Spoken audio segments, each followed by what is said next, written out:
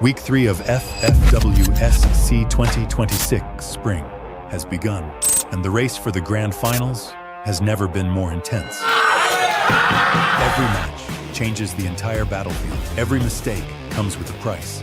No one wants to fall. Team Flash strikes first for Vietnam. An explosive opening, booyah! Their zone control, absolutely ice cold. 24 points after Game 1, the perfect start for Team Flash. But behind them, the battlefield is accelerating. Malaysia looks completely transformed, more aggressive, more disciplined, more dangerous than ever before. Aurora Gaming makes their statement. A dominant booyah. Aurora Gaming will just storm right through it right in front of the blue wall. They just need to break through the defense. And what a showing it is from the Malaysian squad. They will get their first booyah tonight. But one name was silently watching it all. Bigatron by Vitality. No noise, no panic. Pretty good chance of winning this out as BTR. Just quietly hunting kills, quietly stacking points, waiting for the perfect moment to finish the game. Then Heavy explodes in Game 3. Hope stays alive for Vietnam, dragging themselves back into the golden ticket race. This time is about to come. There it is, Heavy, finding their booyah. But this battlefield has no room for hesitation. Speaking of open though, on the low ground we see RRQ fighting into Heavy and... Hope can ignite in an instant and disappear just as fast. Then the Thai teams awaken. Game 4 begins, and so does their hunt for qualification. Back twisted mind Whoa. of their earlier spectacle, not able to replicate that against Falcons. Falcons with a... Wow. Team Falcons surges forward, escaping the bottom of the standings. But perhaps it was already too late. Meanwhile, All Gamer Global is constantly under pressure. Yet somehow, they survive every collapse around them. No booyah needed. It's not too bad. It's a 2 versus 2. But on the low ground, Nameless and Cypher, they're both so low. If Adam gets one tap, Nameless and Cypher, they get sniped. They got them. Only resilience and the mentality of champions. AG still secures their golden ticket to the grand finals. Being fought by Zone Wall. They need some help and BRE is not making it any easier. I think Aurora might just end up getting wiped here. Has to get even just one extra point. The Kings of Clash Squad show their skill in every brutal 4 versus 4 battle. And finally, Bigatron delivers the finishing blow, quietly building momentum through all 5 games, only to explode in the final match. Booyah, 23 points to close out a perfect day. Bigatron rises to the top of the standings and proudly claims their place in the FFWS 2026 Spring Grand Finals. The first 2 golden tickets have found their owners. Bigatron by Vitality, Indonesia, All Gamer Global, Thailand. But the battle continues. Who will claim the next 4 tickets? Stay tuned for the remaining matches of Week 3 at FFWS 2026 Spring. Garena. We're heading into Week 2 of the Free Fire World Series Southeast Asia 2026 Spring as the top 12 spots are starting to take shape. Thailand has settled into form. The experimentation phase is over. They are now in full control. Any sparks from the rising teams were quickly snuffed out. All 5 Thai representatives have secured places in the top 12. An unmistakable statement that this year's race belongs to Thailand. Thailand, the Kings of Southeast Asia, enter this competition with the aura of a reigning champion. Reaching the top 12 is no longer an objective, but an expectation. Borderam United will get that booyah because of great. The race for the top spot may soon see no other region represented. With 4 Thai teams, Team Falcons, AG Global, Buriram United Esports, and Twisted Minds taking control. มีความในใจอยากจะบอกบุรีรัมย์ครับอยากยิงหัวโจ้นะจัดเลยรอบเนี้ย However, it's not only the top contenders. Avita, a newcomer with the makings of a dark horse. They didn't come here just to survive, but to prove themselves among the elite. เพราะว่าเพิ่งได้ขึ้นมาเนี่ยครับแต่ก็อย่าประมาทพวกผมครับพวกผมเอาจริงครับ And when Thailand turn it on, anyone in their path can become the next to be wiped out of the top 12. คิดว่าทีมที่จะตกรอบน่าจะเป็นทีมออโรราครับเพราะแบบเป็นน้องใหม่ยังไม่รู้ฝีมือ ขอให้เป็น RQ แล้วนะครับขอให้เขาแบบว่าไปก่อนเลยจะได้เล่นง่ายๆ Indonesia had a forgettable week, with giants like RRQ and EVOS looking unusually quiet. Karena kurang adaptasi aja sih sama ya kurang berpengalaman dari player-player lainnya. Ya kurang introspeksi diri sendiri aja lagi. Is it a slow start, or are they waiting for the right moment to break through? Kalau top 1 nanti kebaca gameplaynya. On the road to the top 12, Vietnam remains a difficult opponent, consistently applying pressure on the Indonesian representatives. Buat tim Vietnam mau lolos apa nggak lolos ya, mending lu nggak usah lolos, soalnya kan lu main di negara lu sendiri ya. Jadi saran gua, mending lu nonton aja. Vietnam, a region that exploded in the early stages. Cái là up này chắc là up mạnh nhất của Gao từ trước này. Gao có khả năng tầm 60% để vô địch giải C năm nay. Amid such intense competition, can they find the strength to bounce back? Việc team em trùng khu khá nhiều nên cái lượng điểm thu thập được không đủ để vào top 12. Even so, for the Vietnamese representatives, missing out on the top 12 remains unthinkable. Cái đó thì em không nghĩ tới, bởi vì line-up mùa này em khá là tự tin. Động lực của em đến từ sự thất bại của mùa giải trước. Đó là một khoảng thời gian tồi tệ và rất dài đối với em, nên là mùa giải năm nay em phải cố gắng. Vietnam's goal is not just to stay in the race, but to push as many opponents out of it as possible. While other regions are battling for every top 12 spot, no one seems to notice that Malaysia is closing in. Aurora and Anyone Can Dream move like silent assassins, waiting for the fight and striking at the perfect moment. Target kita orang nak lepas ke Vietnam lagi supaya dapat rasa macam dulu. Kita orang dah training lama. Maybe tinggal kita orang layak untuk pergi final 8 lah macam tu lah. Top 8 lah. The race for the top 12 is nearing its end. Who will be left behind? Tune in to week 2 to find out.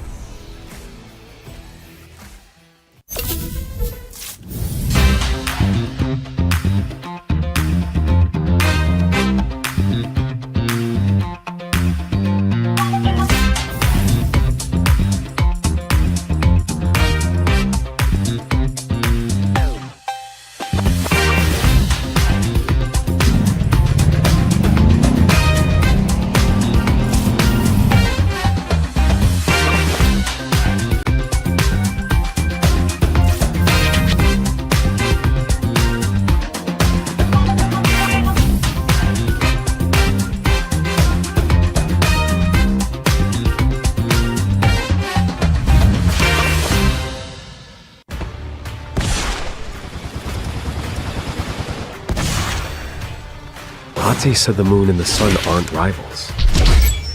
I still believe in that.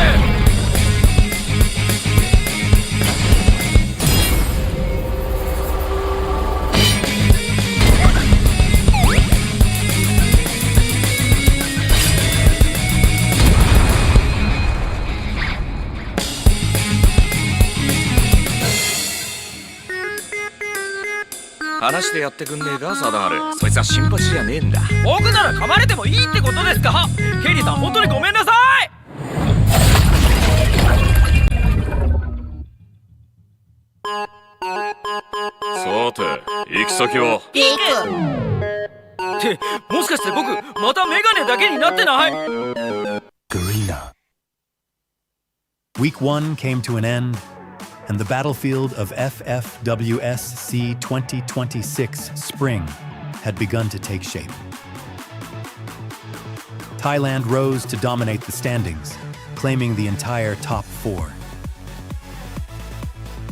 2 Team of the Day titles belong to Twisted Minds and Team Falcons. Team Falcons charge forward like a machine of destruction, the only team to break the 200-point mark with 4 dominant booyahs. AG doesn't need booyahs. They hunt eliminations, apply pressure, and hold firmly at top 2 as a warning to everyone. Now he might get a 4th one here, and Han goes down! Cypher takes them all out!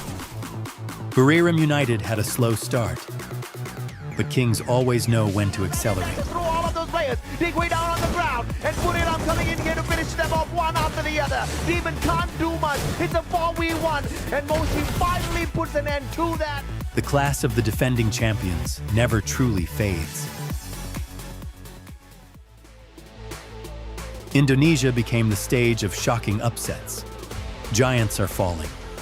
Even the EWC defending champions managed only 10 points on day 3, dropping all the way to top 18, an unbelievable collapse. He gets sniped at as well. There goes Evo's 12th place, bottom 3, 3rd game in a row. But inside that chaos, a new generation is rising. Onyx, Bigatron, bold, explosive, fearless. Wasana wide Bigatron with a back-to-back booyah! Vietnam once started in flames, 3 booyahs. And Gao claimed Team of the Day 1, but that fire quickly began to slow down. Team Flash and WAG are still fighting to keep the hope alive.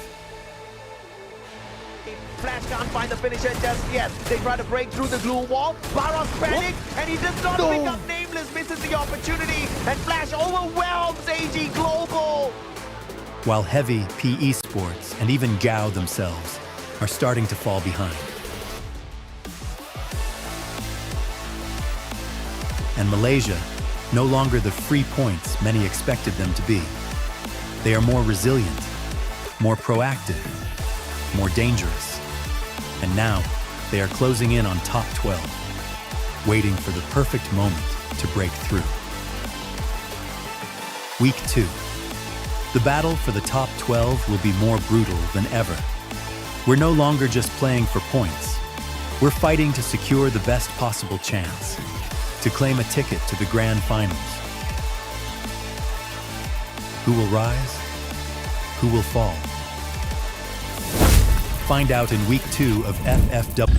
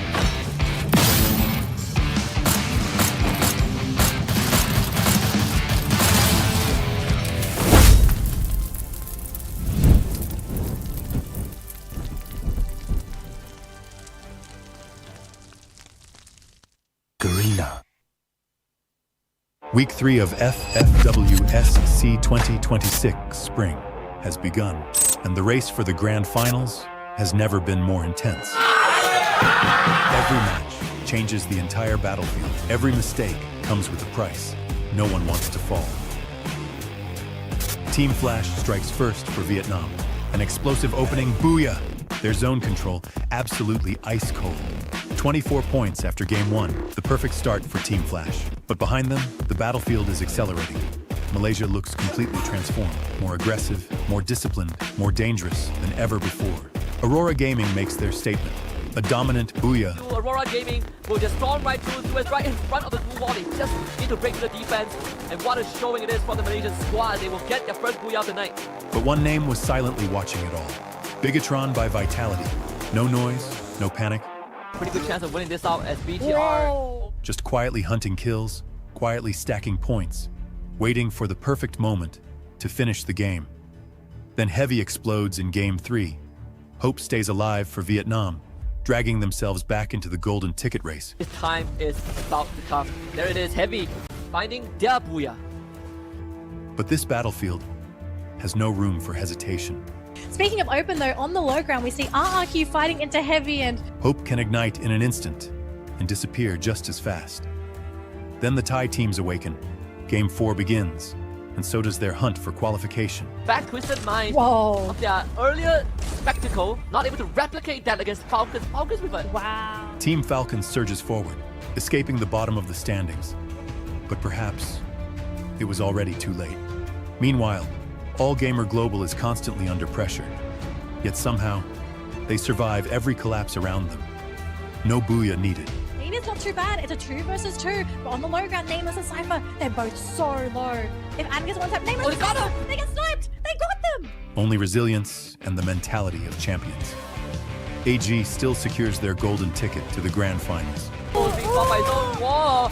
They need some help, and BRE is not making it any easier. I think Aurora might just end up getting wiped here. Has to get even just one extra point. The Kings of Clash Squad show their skill in every brutal 4 versus 4 battle. And finally, Bigatron delivers the finishing blow, quietly building momentum through all 5 games, only to explode in the final match. Booyah, 23 points to close out a perfect day. Bigatron rises to the top of the standings and proudly claims their place in the FFWS 2026 Spring Grand Finals.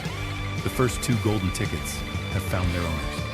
Bigatron by Vitality, Indonesia, All Gamer Global, Thailand. But the battle continues. Who will claim the next 4 tickets? Stay tuned for the remaining matches of Week 3 at FFWS 2026 Spring. Garena. We're heading into Week 2 of the Free Fire World Series Southeast Asia 2026 Spring as the top 12 spots are starting to take shape. Thailand has settled into form. The experimentation phase is over. They are now in full control. Any sparks from the rising teams were quickly snuffed out. All 5 Thai representatives have secured places in the top 12. An unmistakable statement that this year's race belongs to Thailand. Thailand, the Kings of Southeast Asia, enter this competition with the aura of a reigning champion.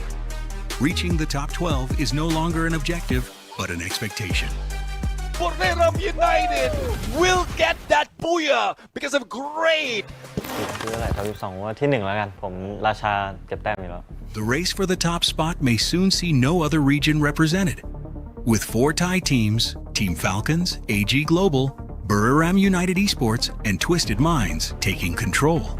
มีความในใจอยากจะบอกบุรีรัมย์ครับอยากยิงหัวโจนะจัดเลยรอบเนี้ย However, it's not only the top contenders. Avita, a newcomer with the makings of a dark horse.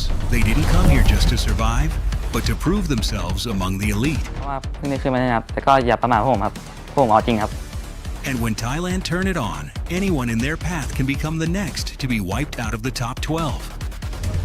คิดว่าทีมที่จะตกรอบน่าจะเป็นทีมออร่าครับเพราะแบบเป็นน้องใหม่ยังไม่รู้ฝีมือ ขอให้เป็น RQ แล้วกันครับขอให้เขาแบบว่าไปก่อนเลยจะได้เล่นง่ายๆ Indonesia had a forgettable week, with giants like RRQ and EVOS looking unusually quiet. Karena kurang adaptasi aja sih, sama ya kurang berpengalaman dari player-player lainnya. Ya kurang introspeksi diri sendiri aja. Is it a slow start, or are they waiting for the right moment to break through? Kalau top 1 nanti kebaca gameplaynya. On the road to the top 12, Vietnam remains a difficult opponent, consistently applying pressure on the Indonesian representatives. Buat tim Vietnam mau lolos apa nggak lolos ya, mending lu nggak usah lolos, soalnya kan lu main di negara lu sendiri ya. Jadi saran gua, mending lu nonton aja. Vietnam, a region that exploded in the early stages. Cái là up này chắc là up mạnh nhất của Gao từ trước này. Gao có khả năng tầm 60% để vô địch giải C năm nay. Amid such intense competition, can they find the strength to bounce back? Việc team em trùng khu khá nhiều nên cái lượng điểm thu thập được là không đủ để vào top 12. Even so, for the Vietnamese representatives, missing out on the top 12 remains unthinkable. Cái đó thì em không nghĩ tới, bởi vì line-up mùa này em khá là tự tin. Dạ, động lực của em đến từ sự thất bại của mùa giải trước. Đó là một khoảng thời gian tồi tệ và rất dài đối với em. Truck running down those glue walls, and that removes RRQ from the equation. What a decision made here by the Vietnamese squad. BE secure.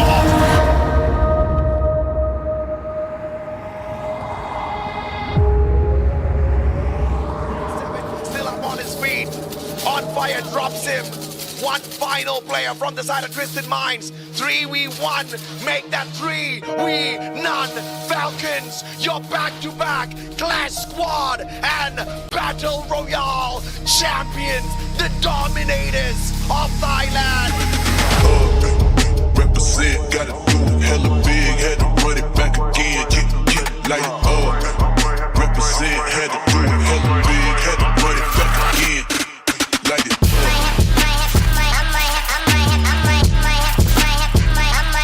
Let it drop.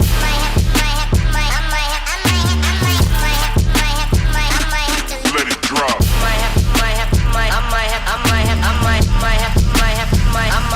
Let it drop.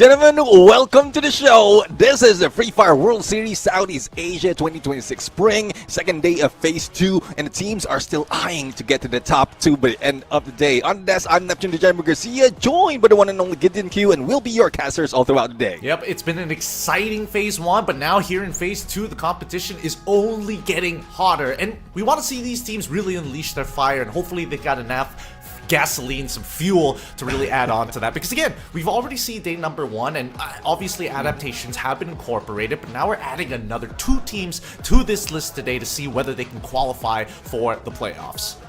Yeah, I do agree. From yesterday, Bigatron, Vitality, as well as AG Global managed to push forward to top 2 and get into the next stage. But before we go anywhere else, let's take a peek at the prize pool right now. 100,000 US dollars waiting for the champions of this tournament, and that is the lion's share of the prize pool that we have right here. It goes down drastically on the second place and still goes down up until the 18th place. So all of the 18 participants that we have in this competition will be getting a piece of the pie, but those targeting not only top 2 but also the team of the day, that number 1 spot for each day, will get an extra 250, and once we get into the grand finals, 4K awaits the MVP. Yep, and of course, the tournament timeline. The knockout stage in Phase 1 has been tight competition, but here we are in Phase 2 looking for that top 12 to make it into the Grand Finals. We're going to be having Point Rush on the 30th of May, and on the 31st we have Champion Rush. Now, obviously for those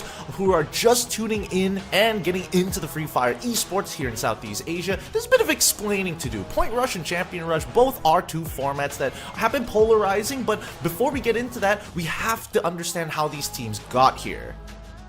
Yeah, for Phase 1, the teams has been divided into 3 groups. They battle each other as a rotation out of the 6 days and play in 2 weeks. Now that we're in Phase 2, everyone would be participating in this competition 12 at a time, and those are the top 12, or top 2 rather, will be heading into Point Rush until that last day wherein the top 6 would be introduced for the rest of the squad to complete everyone that will be participating in the finals. Yep, the knockout Phase 2 is simple, right? From Phase number 1, we've already got our list of teams listed out by score. Number 1 all the way to 12. Daily, only 2 teams get to move on to the finals until we get to the very last week, where we will only take the top 6 teams to the grand finals. So on that very week number 4, we're expecting to see these teams really battle it out and really show their A game, because that will be their last opportunity, and they have 3 full play days to do so. Yeah, I'm really looking forward to how they're going to work it out right there. But for those of you who are just new, or for those who's coming back, this is a cardinal rule of Free Fire point system. If you get a Booyah, you get a 12 points. It goes down by 3 on the 2nd place, and it goes down by 1 up until 10th place. Unfortunately, 11 and 12 doesn't get anything out of placement points, so hopefully they stack it up with elimination. If it's any case or any point in the tournament we have a tie, we deal with it with a Booyah followed by total elimination. If that's not enough, we deal with the rankings of the final game. Of course, we're still implementing the one unique active skill rule. Every player has to use an active skill, and each player in a team needs to use a different active skill. This has obviously created fun formats like Clash Squad, which is now turned into a full-on esports and not just a fun little party game, but it also enhances what we know as the meta. There's no 4 Tatsuya rushes anymore. We're seeing a lot of diversity in a lot of these different squads, and I think meta has been a bigger emphasis because of this. Yeah, I do agree. I mean, there's a lot of things that you can tell based on the active skill that they are bringing into the table. But come grand finals, it's not only active skills, not only points, it's more of the aggression. Because if the earlier you get into the 80-point mark, you will be activating the champion rush condition. If you get a Booyah after that, then that will secure you as for the champions of the tournament. But if it doesn't happen, it continues on, and compared to previous season where you have a cap of the number of games, this time around we go all the way unlimited. Yep, we just keep on playing and keep on playing and keep on playing. But let's introduce our week 3 day 2 team list. We got BRU, RQ, Shadow Esports, God Wolf or Gao, Twisted Minds, Heavy Falcons, Team Flash, Onyx, WAG, Aurora, alongside with Argon MY. So after Bigatron as well as AG Global has been removed out of list because they've already moved forward, we introduce Shadow Esports as well as Gao Esports. Shadow Esports, though, a team that will perform well in the early parts of Phase 1, but it's more of the consistency that they're missing. For Gao Esports, it's the same thing, but it's huge from the beginning, and then it just tapers down towards the final day of Phase 1. So hopefully this time around they maintain that consistency for this day and get to the top 2 that quickly. If there's anything we can take from day number 1, even if you drop 2 of the maps at 12th and at 7th, as long as you make it up with top 4 finishes, one of them at least being the Booyah in the last remaining maps, you still have an opportunity. If you learn anything from yesterday, these eliminations really make the difference between being in 2nd place, where you can at least advance to the next stage, compared to 3rd and 4th. Yeah, first part of your story, I think you're retelling the story of Bigatron by Vitality right there from what they did yesterday. Well, let's see if the story continues for the other teams right now as we have this game schedule. For the first 5 games, we have the maps preset and then a randomizer on game number 6. So looking forward to how the team's going to start it off in Kalahari, followed by Purgatory. Next, Terra would be game number 3, Bermuda would be in the 4th, and the 5th would be Solara. Okay, at least for the first half of the maps, right? Teams who are starting off slow, they're gonna struggle a little bit, but they guarantee themselves a full reset on map number 4 after that break. They can think about everything they've done and go to something that is default in Bermuda. With everybody so tight, and more importantly, with a lot of resurgence coming in from the Vietnamese region as a whole, we are still seeing at least the staples, the international staples to be expected here, right? I'm thinking the BRUs, I'm thinking the RRQs. AEG as well as Bigatron already have achieved that, which is great for Bigatron, right? But at the same time, you're looking at Onyx Olympus, Team Flash, like they're getting closer and closer, but they're just not there yet. And that's one thing though, at some point in time, you would get disappointed. If your mentality is not strong enough, your teams would have some backlashes within the game. And that's where we see some of the teams just taper off towards the end. Hopefully they are that strong. The chemistry will still be built all throughout the matches that they have, and infighting should be avoided that much. And you did mention about consistency as well as Vietnam. Team Flash from yesterday, I mean, they did so well, starting it off with that Booyah, and then it just went down towards that match number 3. They did get the Booyah on match number 4, but the rest is not enough, and it's BTR as well as AG Global just overtakes them and left them behind. Yeah, they need that median average, right? That's the thing. I think that's why a lot of teams have been struggling, because like we have plenty of case studies where teams have had high highs and also low moments in the same day, and there's only 6 maps to play with. We're not having Alpine part of the rotation list so far, and I think some of these teams who definitely benefited on that map now have to figure out a new way, and some even bank on that RNG last map. Yeah, it could be anything, right? It's anybody's game.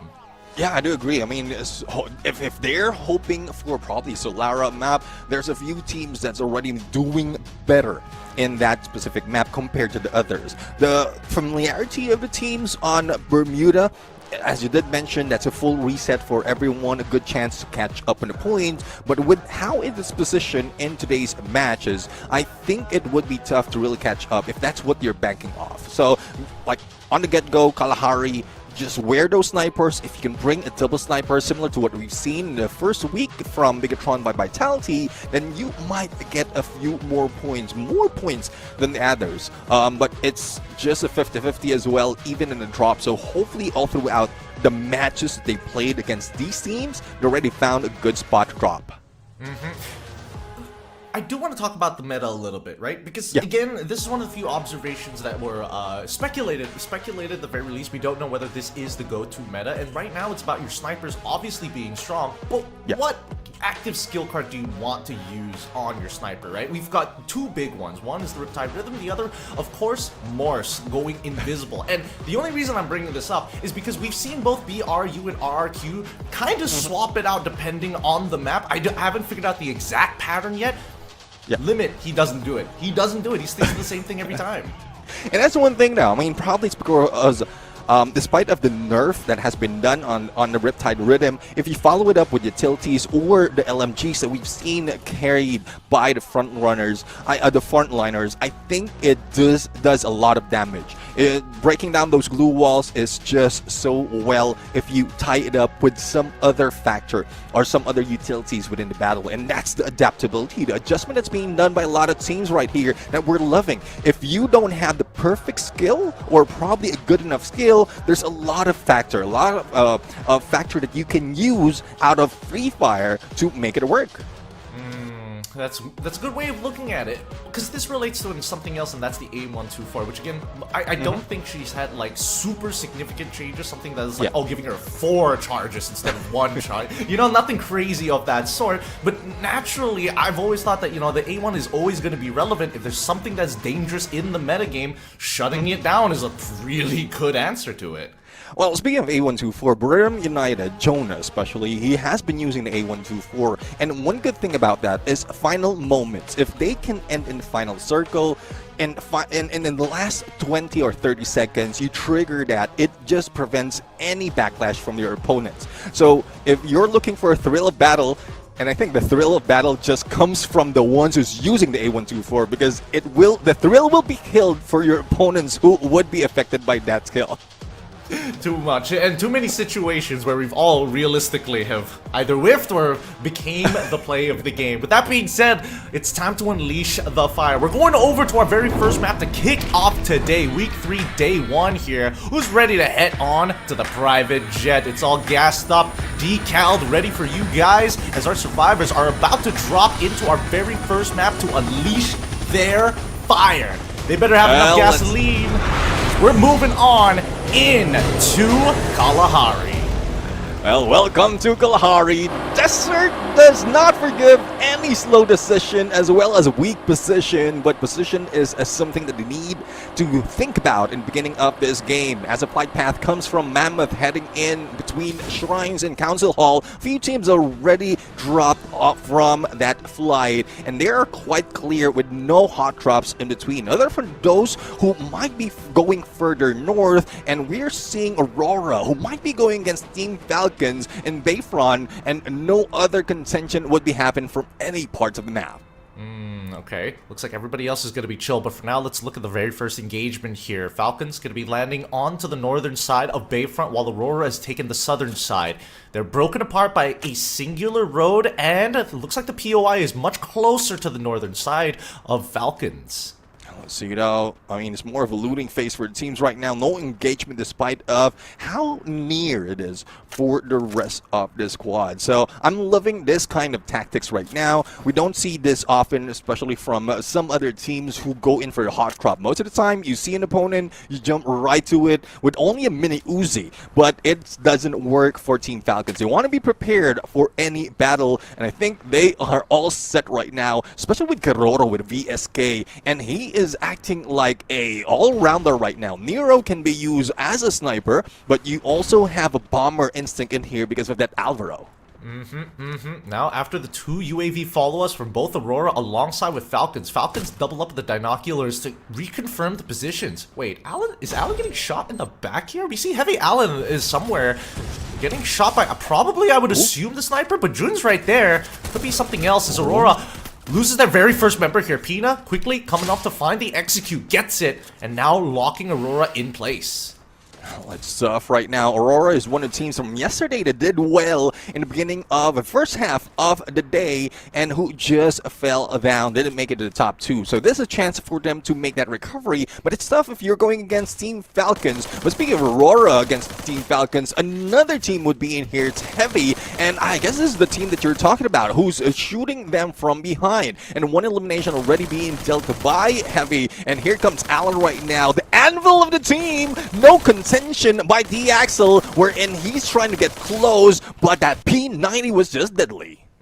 Just a decently sized magazine with a high rate of fire. Really difficult to be able to kind of sift through these narrow hallways and doorways without getting clipped at least once. But Heavy, such an aggressive move, right?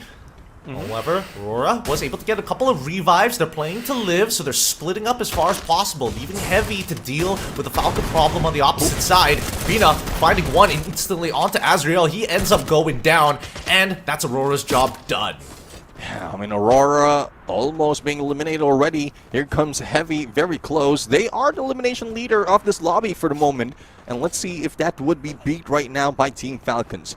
2 on the board, spotting 3 in the horizon with that binoculars, and I guess they really need the time to set it up. If you know that you have 3 opponents and you don't have information for the final player, then it would be tough to really go in blind. So Team Falcons just buying their time right now. I think they spotted a few, especially Alan, who's already on the rooftop. Yep. They got some shots off at the limit. They saw Pina actually move out of position, out of the forward compound position. So now they take it. Now they're trading UAVs to get more information about this, about the entire area, because they're not entirely sure whether Limit is repositioned closer, if not gone for a wide left flank. Even so, we see that Falcons have made the decision here for them, and they find one in Alan, looking for a second. With the AC in hand, he's going to take Allen out. And with the help of the UAVs, he's going to reaffirm that Falcons actually have the advantage now. Great headshot. I mean, one flick and Pina managed to get that headshot and knocks down the opponent. Now, on the other side, we're still seeing engagement, a little bit of revenge action coming from Aurora to beat down a few players of Heavy. And that brings Heavy in the middle of two teams. And they might be the team who will go down first. But let's see if Mufasa will be able to get away, especially up close. Don't cry. No need to cry because he does have that accuracy with a cord. More bullets can be put into the play, but it's more of the numbers that has been brought in by Team Falcons. Yep, and the Falcons, they're not going to waste any time here. If they want to go for the chase, they could. They've got a vehicle nearby, but let's quickly look on over. The next situation is Argon on the far north side of the territory, and Flash losing a majority of their members. Minko, at least, was able to get out of it. We now look at WAG. Again, widespread here. Oh, whoa! Oh! Back into play right now.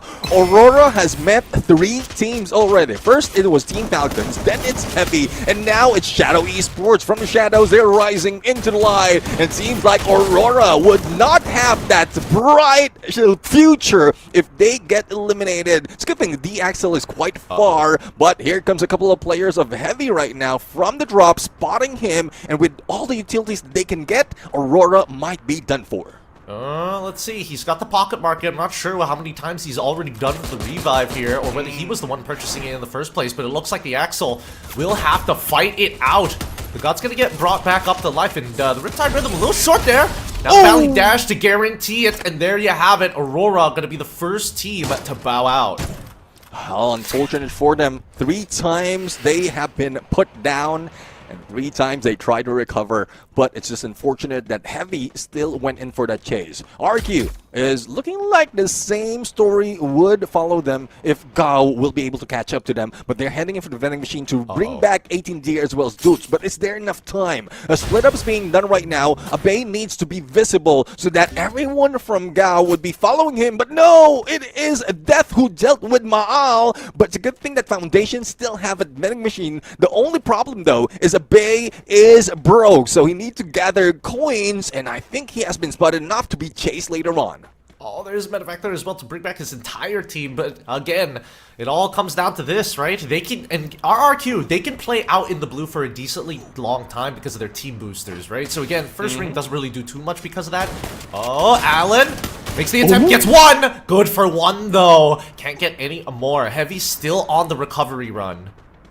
Well, I'm really loving that even Shadow Esports putting a fight right there, but they need to wait it out until the final moment, because most of the time they're failing that. They get a lot of elimination, and then towards the mid of the game, that's when they get eliminated, thus losing consistency in ranking higher by the end of the day. Team Heavy though, in spite of being the elimination leader, all those numbers has stopped for the moment. Now they're spread out because of the elimination against them, and they have to deal with some players of Team Flash. But we also know that Team Flash has been revived. It was only left to 1 to bring them back, and this might be the opportunity that Heavy has been waiting for to get more points.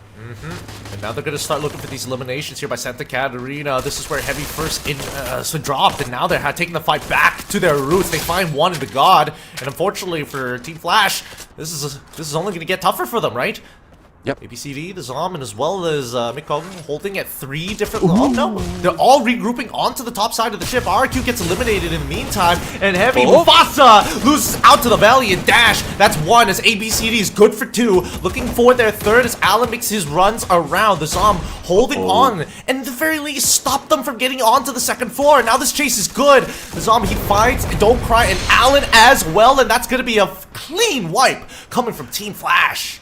Team Flash, I mean, averaging 14.7 points per match, and most elimination has been gathered in one of the match from this week, from yesterday. So I'm really looking forward to how well Team Flash were going to bring themselves on the leaderboard right now. There's no more contention of BTR as well as all Gamers Global, but we know for a fact that Buram United is silent for a reason. Later on, once they are ready, once they are into the next phase of the circle, that's when we see them and we will feel them. So let's see if that preparation is enough. From Stone Ridge, they're just hanging on the edge of the circle, and they might be heading in command post depending on where the circle brings us. It looks like BRU is also running the team boosters, but they're not like playing like how RRQ and we've seen Heavy do before, just tank it out for the first 2 rings and then just play an aggressive early game to get points, and as long as your whole squad doesn't get wiped out, you can almost guarantee the recovery. Yeah, let's see though what recovery can be done by the team, especially for those hanging outside of the zone. But I do agree, it doesn't hurt that much from second to the third phase of the circle, and also the team boosters helping them out. So a little bit standstill for everyone. The place is still huge. The circle is still big, and despite of not having so much of compound to work with, there's a few areas wherein you can hide out in this Kalahari map. But the sub right now, multidimensional. It's both GOW or GAO and Onyx Olympus who's hanging in here waiting for the next phase to show up. Same goes for Purgatory and Bermuda. It's a good thing that they do have the high ground. They do have vehicle if in case they need it, but command post is just near, and there goes the next phase being shown. I don't think they need to move that much. No, most people don't need to move that much anyways. We need to wait for that first piece of engagement, right? Somebody needs to make that sacrifice. Unfortunately, Onyx is not going to be that person. They're going to sit in that sub forever. They've got that fortified. You saw how many landmines they had there on pretty much every floor? That's ridiculous. How long have they been sitting there? Bro, talk about landmines. I mean, there's a lot of prey that has been targeted and triggered by that landmine as well. So I'm just loving that meta right now. It brings a little bit of I don't know, doubt if in case you want to rush, because there's a lot of teams that has been using it. So let's see if that's one thing that even GOW can do. But you cannot put up landmines on top of the crane. But WAG right now tagged by that cryo mine, and it shows that everyone within there, especially if the ones who was using that Nero, does have a Malco, so they have a clear view of how many they're dealing with if in case they need to jump. Yeah. Oh, this is interesting. It's technical for now. It's probably the best spot that you could probably be at this. Because now I think it also cuts off at just the edge of refinery. Yeah, just the edge of refinery as well. So it's pretty difficult if you are on the low ground to look up. Like, if from BRU's perspective, looking at that crane is like nothing. Like, what do you even see up there? You'll see little to nothing. And I think I was in a phenomenal spot, assuming that they get a fight to start on the bottom side of the map, on this southern side. Oh. Speaking of fight to start, Team Falcons might have a view already of Purgatory United. Blue wall has been laid out for them to move up on the toast 10s. But there was a time wherein when you're on high ground, you're a better target by the snipers because it's only your head that is showing. So headshot definitely is it, and you might be ended right there. But this time around, everything has been balanced, and even the high ground doesn't give you that doubt of being shot at from below. So let's see though if that is something that can be done by the other teams. But again, I'm still worried on what Purgatory United and Team Falcons is going to do right now, especially as they've seen each other already. Yeah, I was hoping that Moshi was going to take that shot onto Gao, but right now he's got bigger things to worry about, and it's going to be the Falcons who are pursuing them out here on the eastern front. And Wasana going to hold them hostage here. Now calling down for the storm is on fire, and Pina maintained that front line for a really long period. Still holding strong though. The Riptide Rhythms come down through. They need to make their way out of there. And On Fire's already down. Wasana follows up instantaneously. They thought they could deal with the artillery. They clearly could not. Healing UAV is also thrown out with the nade for a quick and easy finish here for BRU. Taking down Falcons out in the blue. And that's one thing. I mean, the reason why they're so aggressive, they're so bold, because Purgatory is the one who triggered that lightning zone and that bolt maker against Team Falcons. But one thing surprises me is where that Riptide, one of the Riptide Rhythm came from. I'm pretty sure it didn't, like, Moshi did trigger his own, but there's one Riptide Rhythm that came from where Limit is. I don't know if it was a mistake for him to remove the cover of their teammates, thus there's only him be left behind, or probably a different team who was able to spot out that opponent like Shadow Esports, who scored just quite near. But on the other side, this side of the sub, Argon right now going in and a spray down against WAG, beating Onyx to it. It looks like at this point Onyx, they've been trying to be as passive as possible. They're not looking to influence any of the fights. They didn't need to move out of the sub this entire time, and now the fight's coming to them. At this point, looking at Argon, playing on technically second highest point that you could probably get other than the crane, same level as the sub. Twisted Mind's on the opposite side. It's getting too cramped, right? Playing on the lower ground, WAG is actually in a really good spot with not much to worry about. It feels like if you're forced to sit on top of the sub, and Gao is doing a very good job at trying to fortify, getting the double monster truck for more cover to work on that right side. Yeah, I do agree. I mean, it's more of a dual purpose for that monster truck. If in case one gets destroyed, there's another one to follow through, and if they want to jump against WAG, then they can use that truck as well. But on the other side, I guess Liminix 7 couldn't revive the teammates and has been eliminated right here. Twisted Mind being tagged up, not only by Gao, but also by Onyx Olympus Riptide Rhythm. So they might be the next target by a lot of teams right here, and also Shadow Esports, who wouldn't see that much in the CQC, but from a long range, that's where they stack up on elimination, and now they are the leader of the pack. Oh, once again, calling in the lightning once more. Alright, you see that Onyx is finally getting involved in this. They have enough team boosters to actually deal with the amount of damage here, but they still have to put medic packs down. Arg on the other side, unfortunately could not find the angle as WAG puts down the hail of fire from the low ground, denying any opportunities for anybody to escape. Even for Onyx, they're struggling to get out of here. Adam, trying to bring back his teammates, realizes that there's no way to get out. Butcher and Adam now, after moving through Argon, must take the high ground as WAG push down on the cliff face. Oh, yeah. Unfortunate for Argon, stuck in between two teams. And Onyx Olympus, though, they lost a few of their players, and now they lost everyone from the team. We're down to 5 teams already, and Gao is having the high ground, taking advantage of that position to beat down some of the teams, especially for those on the other side like Shadow Esports. But even not getting too close to comfort. For between them and Team Flash, it would be just a few paces, and if they get in for a rush, they might be able to take down this team. But as we head into the other side, Gao is being gouged out from Kalahari. So that's round. The end trying his best and finally gets eliminated at the very end here in 5th, leaving 4 squads remaining, all of which still pretty healthy except for Shadow. Shadow already lost a member, too low, but they're healing back up. Shadow is in a really good spot, and that's why you see that at least from BRU's perspective, they're taking shots at anybody because they're in the middle, but Flash want to make sure that SE is going to hurt on their way down. Now let's see though, I mean there's a little no chance that they can survive if in case they jump in a little bit too early, but Blue is closing in and Team Flash is a more favorable spot, but United though is still stuck. If in case they get out, they might be targeted by Shadow Esports, who is above, but the focus would be on healing. There goes a Cryo Mine, and that might be it for the team, but they were forced to jump out, and will they be safe on the blue wall? But United will try to stop them from doing so. Oh, BRU, they figured out WAG was at their backs, and now they have to fight. Wasana's already down to Valiant Dash with Teamway. Already cracks through the Riptide Rhythm, opens it up. The Todd Turner saves the day. Wasana trying to look for a little bit more, but Nahan is good enough for 2. And now the backsides are exposed. Flash now ring around the rosy into the fight. Even Shadow Esports taking the place of BRU to keep WAG at harm's way. Inside the blue, WAG can only do so much. This is the very last couple of rings here until we get to the final shrink down. PLS1 should eventually fall, and Nahan still healthy. Loses with a bunch of 1 nade is all it takes to chunk him down to 10. Still trying to hold through, but he can't get past the maze. And now this should be a simple victory for Flash as they take on the last members here. That's a GG well played, a booyah achieved for Team Flash.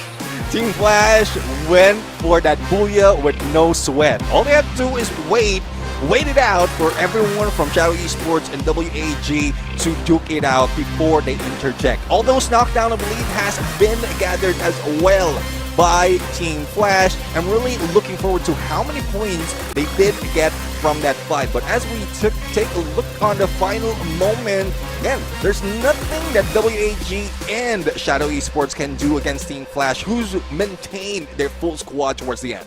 Yep, the only thing that they could have done is BRU tries to get past the positions of WAG and get behind them, but WAG was just following the blue the entire time. They made sure that it was not easy work. Good preemptive move, but Flash even better. They saw the angle and they were right on the 50-50. Best part about it is that the ring was actually moving in their favor. It could have been the opposite way round, and unlucky, I guess. Yeah, definitely. I mean, it's unlucky. It's a good thing that Team Flash maintained that cover because Bermuda United is trying to beat them down before that shift did happen. And even WHG could have flanked to the right instead of focusing off Shadow Esports, as well as some of the teams like Bermuda United who's in front of them. But they didn't, like, they took so much of time before they were forced to move. And that would have given them an opportunity to replace the position of Team Flash and grab that booyah towards the end. All moves that could have been done, but inevitably it's just Flash, just better team, better positioned, and more importantly, I think they clutched more fights in cases where they honestly probably would have died if it was last year. But this time around, they are vicious and they're extra aggressive. I don't know. The team booster lineups are. I don't know if it's a good or bad thing, because now it incentivizes people to be like, you can take early fights as long as one person lives and you run out in the blue and you have the bunch of team boosters, you're good. Yeah, I do agree. I mean, there's a lot of changes in terms of tactics that wasn't helped by team boosters. There was a time wherein staying outside the zone would be a no-no for everyone. But because of the out of zone buff, it increased the EP conversion to 100%, and then even your movement will be increased as well by 12%. So if in case you plan to go in, even staying outside the blue is favorable. So imagine having that out zone buff, you want to go for the flank, you just follow the lines of that zone, and you still have that increased movement to make it your way. Yeah, it's a little frustrating to see sometimes, especially for teams who want to like continuously recover. It's really funny when like 80% of the lobby is running the exact same thing, and then they're just constantly chasing and fighting for elimination points out in the blue, which happened with week 1s and week 2s. But now we're seeing that some teams have opted to be like, you know what, we just need to have a better early game. If we have a better early game, then we don't have to do this recovery nonsense. Yeah, I mean, well, depending on what they want to do. Early game, we saw earlier, there's a few who did, who most of the time survive if they don't engage in the early game. Or Gaming is one of those from yesterday's matches, but this time around, because they met with 4 teams, it's not a 50-50 anymore. It's more of a losing game for them. But the winners right now, as we look at the highlights, and as well as the MVP right here, would be the Zom with 3 elimination, not so much, but also with 15-11 on the damage. But you will know for a fact that the rest of the squad already brought in so many points as well. I think that's 3 more for ABCD and 2 more for Ming. That would increase the chance of them moving up and taking the #1 spot. I mean, with the way that he's been playing so far, and more importantly, especially in moments like this when you're looking at the top eliminations and you don't even see his name as high up as, Death or Juan coming in from Shadow Esports, it really goes to show that this game, it's very team-based, right? ABCD is the one who is opening things up to find these frags that the Zum catches up afterwards, and they play a very fluid style. I like the way that they take engagements nowadays because it's reminiscent of of how dominant they used to be. And at the very least, with ABCD really finding that first initial pick, as long as they keep up this momentum, they should be able to qualify. Yeah, I mean, I hope they qualify. They were denied yesterday, and there's a chance for them. But as we look into the skills right now, ABCD, as you keep talking, the front line of the team, especially being buffed up a little bit by Mink on that Kazi, I'm really, really looking forward to how well they destroy glue walls. Because imagine, you have an Oscar, you have a Riptide Raiden from Skylar, so it's more of destruction of those glue walls. If you want to prevent them from bringing it up, you also have that Nero from the Zom. So it's more of removing any covers from the battle, which is crucial from those final moments.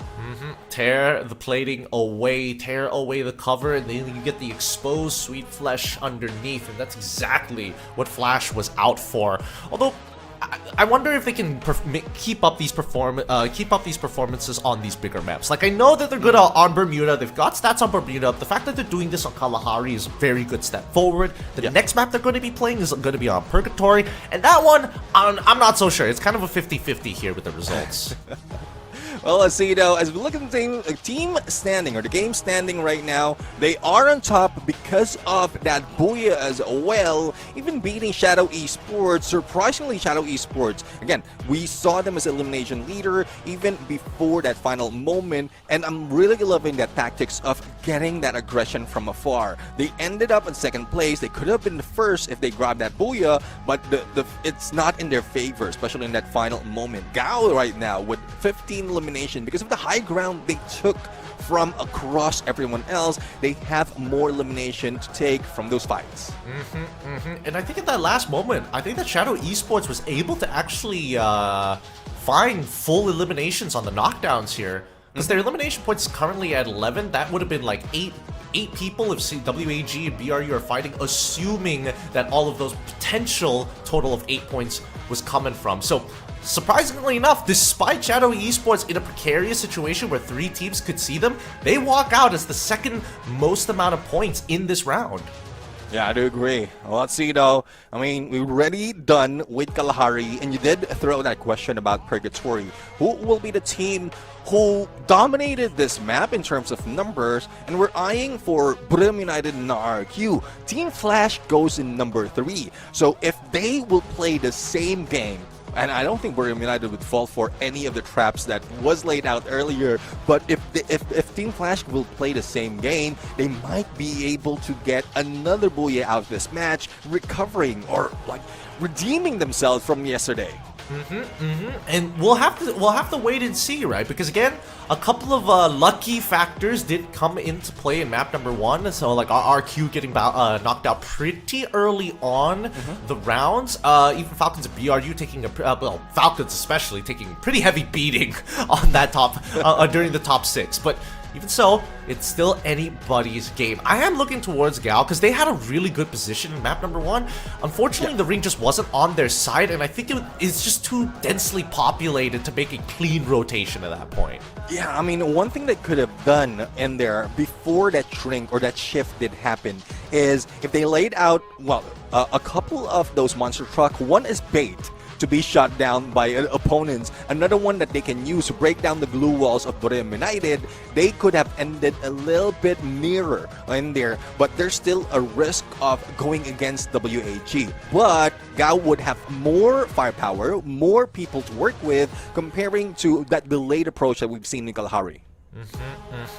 Well, if things were to change, maybe it could have been Onyx. I don't know. It felt like WAG had like the best possible spot on that low ground. Like, it was unpopulated. They were the only team, and they get full clear line of sight on the bottom side of the sub where Onyx, Argon alongside with GOW eventually rotated to. So either ways, it's still a pretty precarious situation unless you like full commit. We're gonna just jump on secret WAG. That's the only choice they got.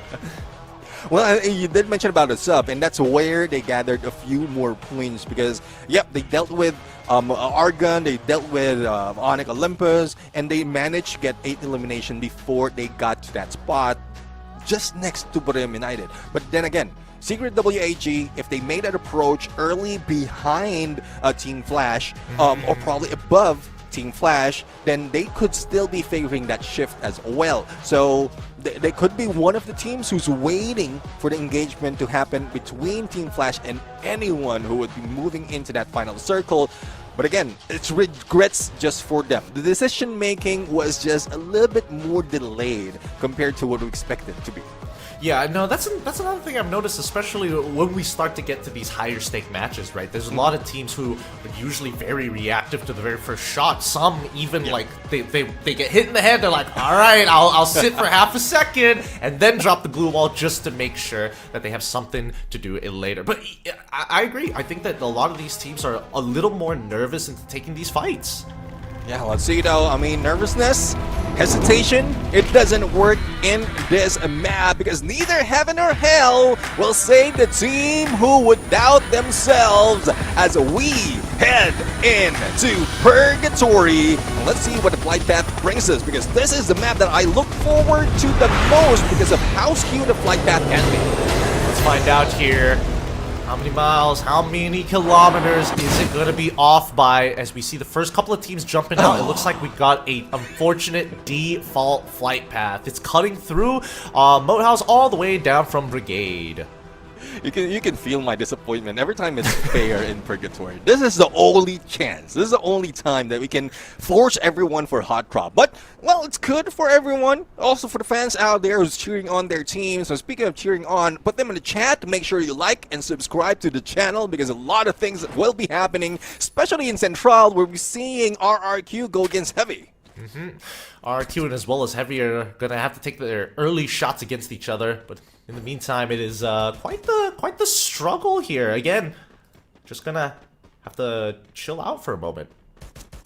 Let's see. I mean, chilling out is something that they need to do right now, especially if they want to loot up for a bit. But there's no chilling. Or they could be chilling like a villain right now because the heroes are here to play. All right. Let's see what the hero play is going to start looking like, right? They already have the information that they were initially gunning for. That UAV is going to reveal a lot, but it's a pretty tough position to play from, right? You're going to constantly have to deal with the higher ground, and I think that Heavy is trying to decide, do we continue with this fight here by Central side, or do we just make sure that we cover the marketplace? Let's see now. I mean, I think Heavy has a good sense of where the opponents are already, especially with glue walls that they have set up. Abe is going solo right now. But speaking of RRQ, they did have a little bit of swap or a substitution. 18 tier has been pulled out. It's Runze who will be taking the lead. Okay, Prior Mind has been thrown out. They break it. Now they're trying to Valley dash right on through. RQ unfortunately met with more resistance than expected. Another Cryo Mine, this time from Heavy. Don't Cry is the first to go down in this fight. Ma'al with a great shot, but Mufasa gets dudes back. Radze ends up dying to Mufasa as well with a 2v1 with the help of Allen. Looking for the revive here as Abe and dudes already can't do much. Ma'al, last one to try and save the day. Let's see though, half of the HP, not so much that he can do. I don't think he does have the coin to work with, and this might be it for RQ. It's just unfortunate the team that we're eyeing to be best in, or second best in this map, would be eliminated early just by Heavy. And we're down to 11 teams already in the first 2.5 minutes. And that's, again, just an early knockout here. Unfortunate to see for the RRQ fans out there of the Kingdom, but Heavy, they're playing a strong game right now, and they are eager to quickly get into the next fight. Well, let's see now which team would be heading into the next fight right now. Again, I'm really loving the leaderboard that we have. Team Flash consistency, if they can bring it again, then that's what you can, that would be another team that we will see onto that grand finals. But Shadow Esports is one of that surprise factor that we've seen from Phase 1 and now as they had been introduced in Phase 2. Even Team Falcons couldn't fight back from when they met earlier, and now Team Falcons is the one bringing a little bit of retribution against Shadow Esports. Well, speaking of retribution, we'll see how long this is gonna last for, right? Because I would have imagined that some team would have come for the third at this point, but it looks like Campsite has been kind of off. Oh, there we go. Ski Lodge. Looks like it was a little bit further than I thought it was. Argon now facing off against Twisted Minds here. The first Cryo Mine has been dropped down as they go into the open ice rink. The Bass already finding one into Faiz. Olive already down as the Bass is taking down two. They're looking for more as Jump and Diamond jump. Noki. There's nothing they can do about that. Those two opening picks was more than enough, and Argon are on the run. Yeah, I'm really loving that Twisted Mind is starting it off early, because from earlier, we didn't see that much. I think we didn't see them at all. With only 3 points from that game number 1, it's not something that we expect from Twisted Mind. But Aurora Gaming, again, there's a lot of expectation coming from the team. But hopefully the disappointment of not making it from yesterday is not affecting them right now, because it seems like despite of how aggressive they are in the fight, they did lose a few of those battles earlier. The Axel, great angle to death, but didn't pull the trigger, making Death survive. Okay, UAV has been thrown out to start chasing the members and revealing the positions of the rest of Aurora, who are trying to pinch them from all sides. It's about how long you can hold the front line. Zue's here trying his best as the time timer comes out. They find one into Goku, as well as the death. Perfect frontline hold by Azrael alongside with Zeus. Demon gets a trade in 1. Is he good for 2? It looks like he's almost there, but the 180 coming from Azrael is more than enough as Diane still lost to the glue walls and trying to run away from Jun, who's got his number on his back. Zeus now taking the space of the Valiant Dash to find the secure before. Did he get it off? Did he get the revive off? I don't think so. I don't see it on the feed. I know. I mean, I saw a couple of revives coming from GOW, but not from Aurora Gaming. So we'll have to see if that would come up. But here comes Heavy moving in a little bit fast. Special vehicle and Sichuan with SKS. Let's see if he will be able to end Aurora Gaming in this fight. Sichuan's been landing some hella good shots here. Back-to-back headshots, but now with lightning being called upon and a quick cryo mind as well on top of it, the Axel goes down alongside with him. Aurora back on the recovery game as Alan happily farming the points. An elimination in the bag. And now, as we look in Bermuda United, the team that always goes silent, they are now being made to make some noise. And there goes Aurora Gaming being eliminated because of Moshi on that crosshair. Wasana was not even given a chance to shoot at him. But as we head over near this area where Bermuda United is, this is where Team Flash is going against Gao Esports. But that third party would be deadly. So hopefully Team Flash would be able to anticipate it. But Wasana already did the work. It's too late. They found the headshot, and now the god has to back. Actually finds one back. GOW instantly get one revive down in the nick of time, and Flash decides to back away here. BRU as well as Flash had the same idea. They realized how overly populated Central was, and they could actually get stragglers if they started to revive and needed spaces to be. So they go down to the southern side, and they meet GOW. They just weren't aware of each other's presence. See, I mean, it's more of the information they really need to work on so that they can get that advantage. And there goes Brim United beating down on Gao right now. It's a good thing a revive has been brought in, but it's only one that we're seeing. So I'm not quite sure if they will be able to recover from that even more. But we're still talking about a second going in the third phase of the circle. With 15 seconds to go, there's still plenty of time for them to work with that. Lots of time, plenty of time, and they've got team boosters. There's no real problems here. Now we see that Argon still by Lumber Mill. Falcons have quickly gotten to a Jeep of their own, still coming from that southern side, which again, a lot of these teams making the southern side movement. Flash, oh, Mikong in trouble now. Crime, he's got his number right now with the AWM, drops down the Riptide Rhythm as well to break that cover, and Mikong quickly getting behind the tree. Just in the nick of time, and now getting pelted from all sides as Onyx start lining up the execution line. See, I mean, Mink doesn't need to blink, not even a wink, but he might be sleeping in a bit, especially as Onyx is already moving in close. AC-80, not so much of a weapon that you can use in a CQC, especially with Putra rushing in, but as we look into where Mink would be, if he isolates one player like Adam is, he might be able to go in. He does have a shotgun, but unfortunately there's 3 of Onyx against him. Yeah, doesn't get the 2 pump, and that's going to be Flash bowing out in 10th. Onyx now taking the places of Flash's spot, looking for stragglers here as we see Team Falcons getting into the Lumber Mill, realizing that there's actually stragglers here in ARG and Argon. That's the first to fall there. That's going to be traps from Argon MOY, forcing Argon to move more to the eastern side of the island.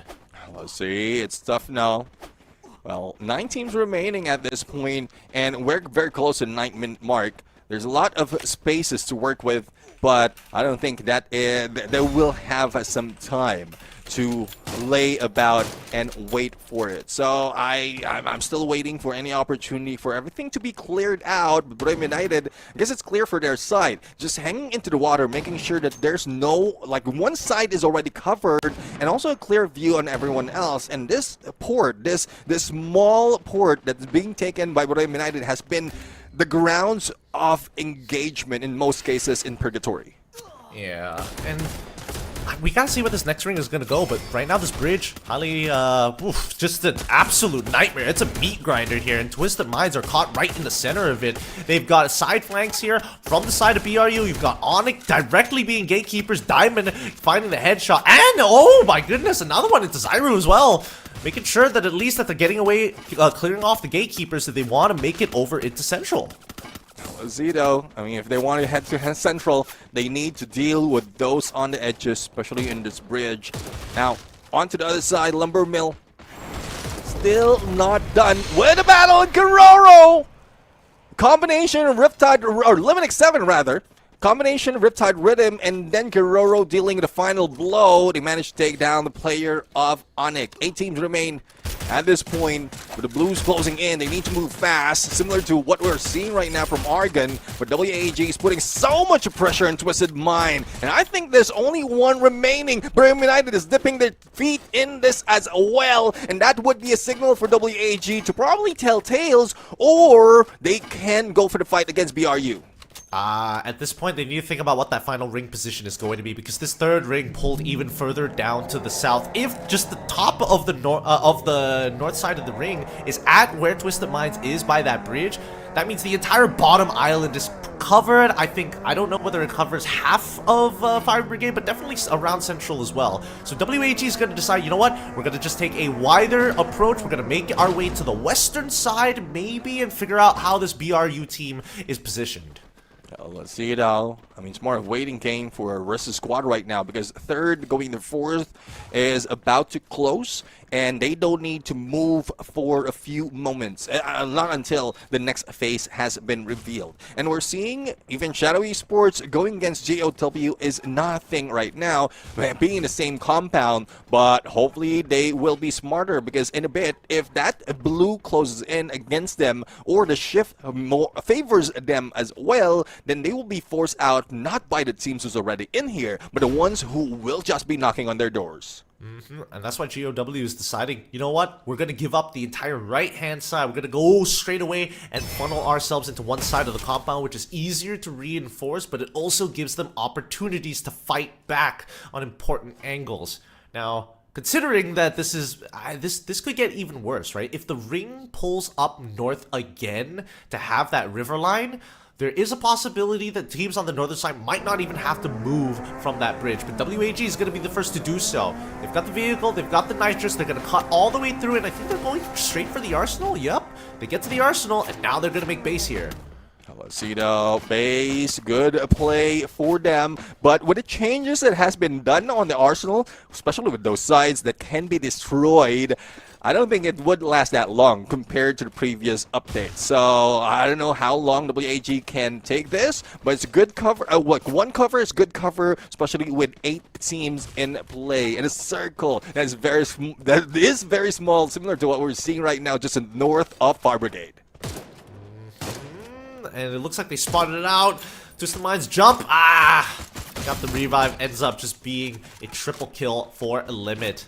At this stage, Twisted Minds, it's going to be very difficult to find a spot. It's already been monopolized at this point. Only the last couple of compounds down south of this circle where WAG is. I see a couple of compounds there, but I think Shadow Esports is still there. One of their members? Wait, no, that's Heavy. Oh, let's see though. I mean, Heavy is in there just peeking in onto our minimap, but Gao right now in the middle, so they need to deal with everyone who's shooting at them. Well, the same story is for Shadow Esports, because they are dead smack in the center, somewhat in the center of that next phase. But the good thing is battle is happening on this side between Team Falcons and Bermuda United, in a battle that we've seen earlier as well, where BRU won that fight. So let's see if there's something that can be turned around by Team Falcons. Riptide Rhythm get high! It's a good thing he managed to pull up that glue wall, because there's a lot of glue wall melters as well as nades that's being thrown at them, and as a response, they throw in a couple of those monster truck. Okay, good response here, but Moshi needs to get back online. He's got chunked to half and he wants to heal, but he also cannot miss opportunities to sling a bullet across the battlefield right now, because his pressure is so important. Oh, and Moshi is the one who loses it out. Limit finds him. Where is he? All the way up towards the upper side. Can't see the angle, but just at the tip, clips him. Somebody's got to go run back to go get Moshi, but unfortunately, it's not as easy. And now the glue wall melters and the util are heavily being thrown out by BRU to force Falcons up to the high ground. No Moshi, no problem. BRU is getting help from above with Riptide Rhythm raining against Team Falcons. It's a good thing Bermuda United has this little dip to work with, thus they're not in view of the opponents. But as we see in the feed right now, it's Shadow Esports who just went into shadows, being taken by Gao. But here comes retaliation coming from Team Falcons, heading into the trio of the Thailand team Bermuda United. And here we go, the first engagement here. Peanut as well as on fires. Peanut gets to the opposite side, using the monster truck as a means to break through the blue walls like a valiant dash. Keroro lose 50%. Get High ends up going down. On fire still, putting out the work as Jonah turns the corner. Gets hit by the native Keroro, which clusters, and Peanut finally goes down. And when Masana finds this fight, it's good. But he's already gotten one, and that's plenty of damage that they don't want to deal with. Argon getting involved at the top of this bridge, just being a little nuisance is Gao. Now looking over to Arsenal's side. This was the problem with Arsenal. Those sides are not going to hold as hard. Argon goes down, and Heavy just holding out on the outside with the help of this monster trucks and remains. They should be able to hold. Let's see now. In one side of the Arsenal already cleared. Bermuda United be eliminated in there. Front side, and Team Falcons would have a chance to recover, but I think I spoke too soon. They have been spotted by Heavy, and they have been gunned down. 3 Vietnamese team is now in the building, and they are full squad. Diando with a god nade against T Kui, and Heavy keeps their distance and also favoring the shift, but that forces Gao to move away as well. I thought it was very bold of Gao to try and push into the Arsenal like that, but they really wanted the points, and unfortunately because of that clash, now Gao is on the receiving end of 2 teams, and Heavy, they want it bad. The Riptide Rhythm onto the back flank. It doesn't really matter for Heavy, but it does! They respond to it! They shouldn't have responded to it, and now Sichuan is going to be the one who falls down first. Allen out in the open, and they take him out too! This means that GOW now take the initiative on WAG. The game of Ring Around Rosie is always going to end with the person doesn't want to move, and Dian finds the nade. Nahan forced to drop down. The time turner has to look at 2 angles and quickly wants to jump out of the zone. He makes the attempt. The nade is good, and finally Don't Cry goes down, and GOW making that first initial move will get their first booyah of the day. Loving the Ring Around the Rosie, and the one team who didn't go into the script tried to take advantage but didn't have the manpower to do so. But Gao is just something else, especially with the God Nade and the combination of skills that has been thrown at the final moment. They don't have to get that close. They just need to be calm, cool, calm, and collected, and also with cooldowns, refreshing their skills to be taken advantage toward that final moment. Oh man, a lot of dangerous sections there. I'm surprised that they didn't lose as many members as I thought they would on that initial push, allowing WAG to get the recovery, right?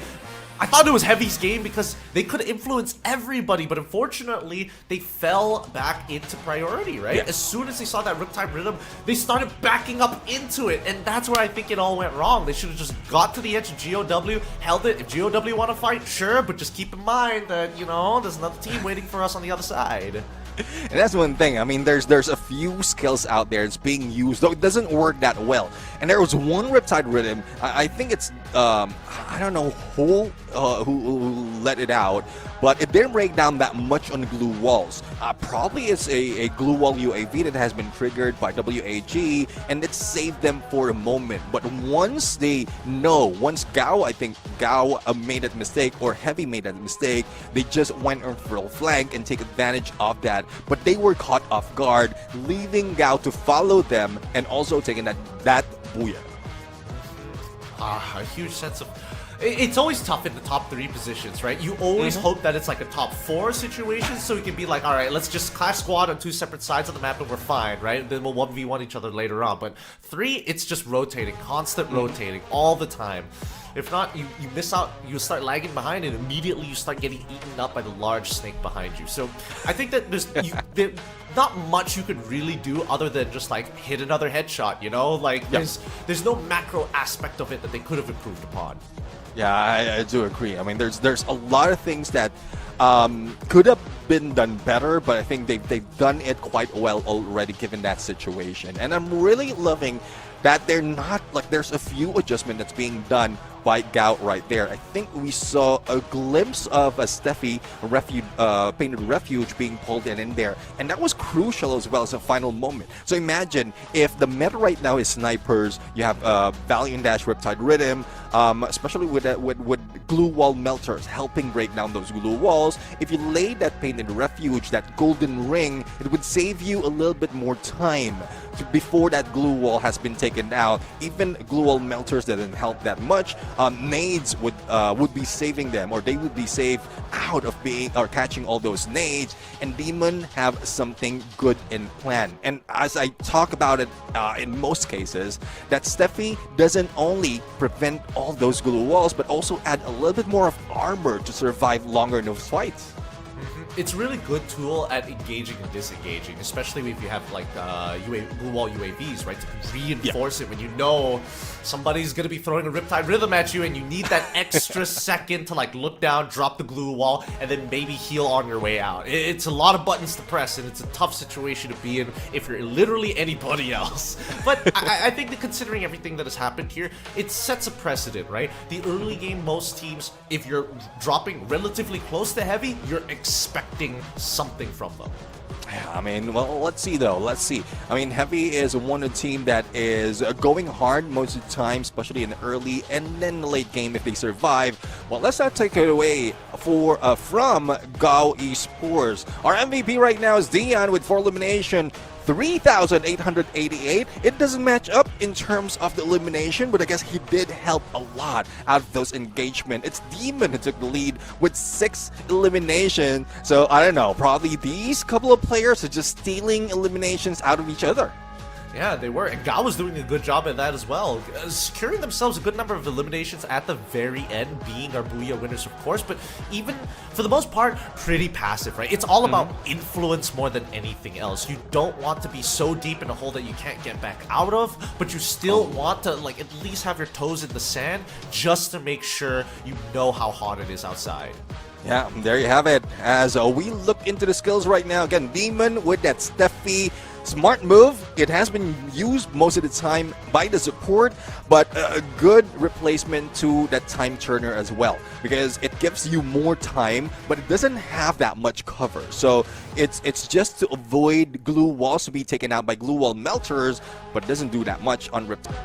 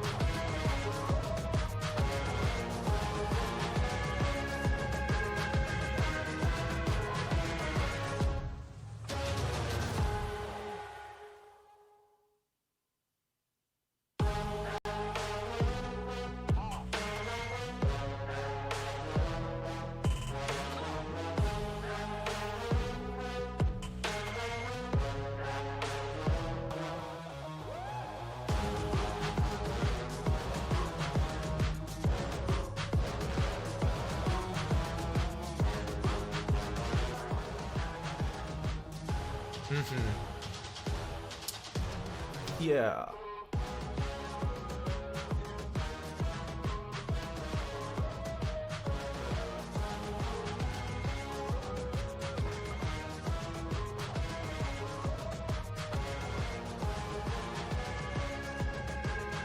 Yep, that's 25 points for the entirety of the team, putting GOW currently in today's standings at number 1 with a total of 40 points so far. Heavy just behind them at 26. They are now trying to create a bit of a gap here. A 14-point gap is great, but Heavy needs to find a big hitting game. Anybody from second place all the way down to 7th place, a single Booyah could put them in contention of qualifying.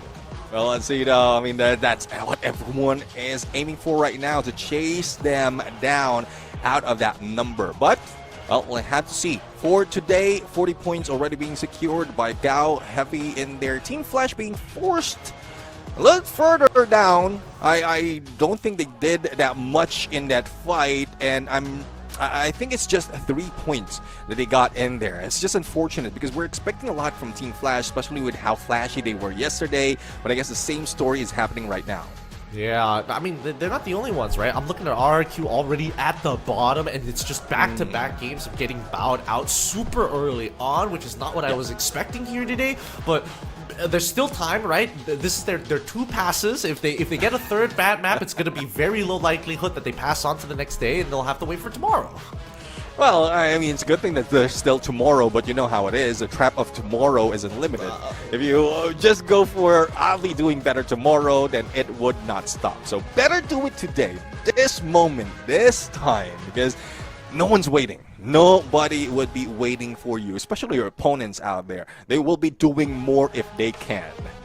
Absolutely, and it's just one of those things that they're going to have to pray for, right? Our very third map is going to be eventually starting up soon, and hopefully the players are going to be ready for it. This time round, I would imagine that what are some of the adaptations that can be done here, right? Like, I'm thinking, if I was in the shoes of RRQ, where's it all going wrong? Is it because our drop zones are too highly populated, or is it because we're getting involved with teams who like to play aggressively early on? Yeah, and that's one thing though. I believe the team that went against them earlier was just a little bit too aggressive. Now, looking at how we review the drop spot in Nextera, I think RQ might still have a contention in Mudside, and it is Shadow Esports. So knowing that Shadow Esports is that team that is aggressive from the get-go, from the drop, I think RRQ needs to move away. Find a different spot. There's plenty other spots in Nextera that they can take. Plenty of other spots, unless, you know, they don't want to take that kind of disrespect. Technically, they're the ones who are the veterans here. Shadow Esports are the new bloods. They want to show them that they can still dominate. They want to unleash their fire as they head on in to their private jets. It's time to let these survivors out. Let's head on over to our very next map. Map number 3 of today. Let's kick it off, survivors. Welcome, everybody, to Nextera. Well, here comes the future of Free Fire, the future of the teams that would be playing in this next game. And we started off from Twin Bridge up to Grab Labs right now. Again, the ask would be to avoid any hot drops. Third game would not be a chance to be that aggressive, especially if you're not putting in that much of points. My eyes are on RQ right now, but they're safe. It's a good thing that Zipway will be taken by Shadow Esports, so no one would be contending them for now, and Shadow Esports might be feeling the wrath of Gao if Gao has that momentum from that booyah. Wow, okay, so Intellect Center, there are technically 3 teams who were supposed to be here, and Audit decided, you know what, we're not going to go straight for it, we're going to go on the outskirts. It sounds like there's going to be a war in the north. On the opposite side, right, towards the western fronts, we're expecting at least one more contention here in just a couple of seconds, but for now, let's look at this fight, right? Heavy, they have been the hyper-aggressive team by far in the very first ring, and most of the time, they find success. Well, let's see now how successful they will be.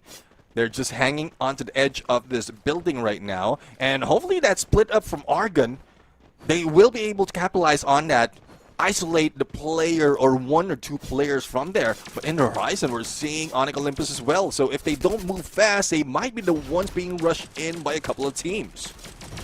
Argon, they've got some decisions to be made here. Either they take this fight on sort of even ground. I mean, both sides aren't exactly the most looted out of their minds, but at the same time, they should be aware that Onyx is still a lingering problem. And it looks like some of the Onyx members are actually getting involved here. Heavy was aware of the situation beforehand. They had UAVs, and also they flew by them on the drop down. Looks like they're hunkering down, and they're doing a very good job at keeping their presence at a minimum. Let's see though, I mean, they need to be quiet. They need to be very, very quiet at this point. Because like a couple of teams rushing against you is not something that you will be asking for, especially if we only have 2 minutes to loot up. Though I'm seeing Alan tagged up. That's an A124 on them. So if they don't move, or probably no one rushes them, then they can just let that expire and they are set for a fight. Unless the opposing team is just that aggressive that they are not willing to wait.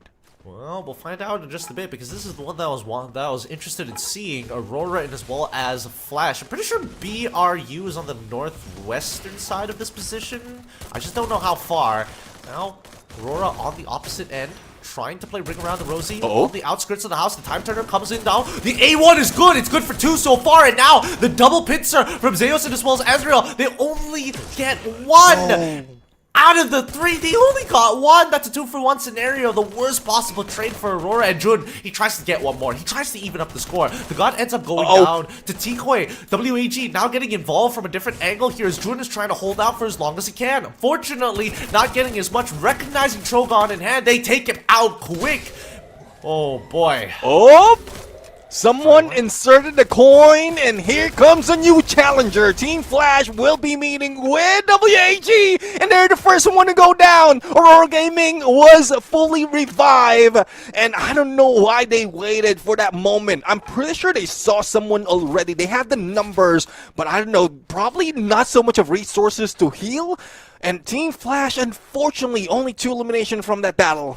Yeah, Bloodlust and Hunger, they fell into the Red Rage there. Unfortunately, could not close out that fight fast enough, and by the time they lost some crucial members, it was too late to respond, too deep in the pit. But at this north side, though, Onyx looks like majority of the teams have moved out of position here. Oh, but the end. Oh, he just sees him, but just in the end, Tyru takes his Vector out and finds him, takes him down. Holy, that was a scary moment. Yeah, it is, and let's see though if anyone else can replicate that. Suez though, after being revived, again, he's the first one to go down out of Aurora's roster. Azrael as well as June. Let's see if they will be spotted. UAV on them. Glue wall being broken down, and it's just Shadow Esports trying to defend this vending machine. Expecting that Aurora will be pushing in. Here comes the glue wall. Juan, up close and personal. Bison does the job. And even the time turner doesn't help Aurora. But on the other side, they're seeing a glimpse. They're seeing a shadow of WAG. And they are preparing for that fight. But they will be pulling away. Not quite sure what ideation was in there. Probably they just need some little time to recover. Yeah, but their positions are going to get revealed here, right? They know exactly what's happening, and WAG is making the adjustments here, moving towards that northern side. They saw I'm not sure if they saw the jump initially, but they definitely spotted out the moving positions with the help of the UAV, so they can deduce the pathway. Cito. Speaking of way, here is Zipway right now. Limit 7, Riptide Rhythm plus a VSK combination takes down the end. First elimination for the team.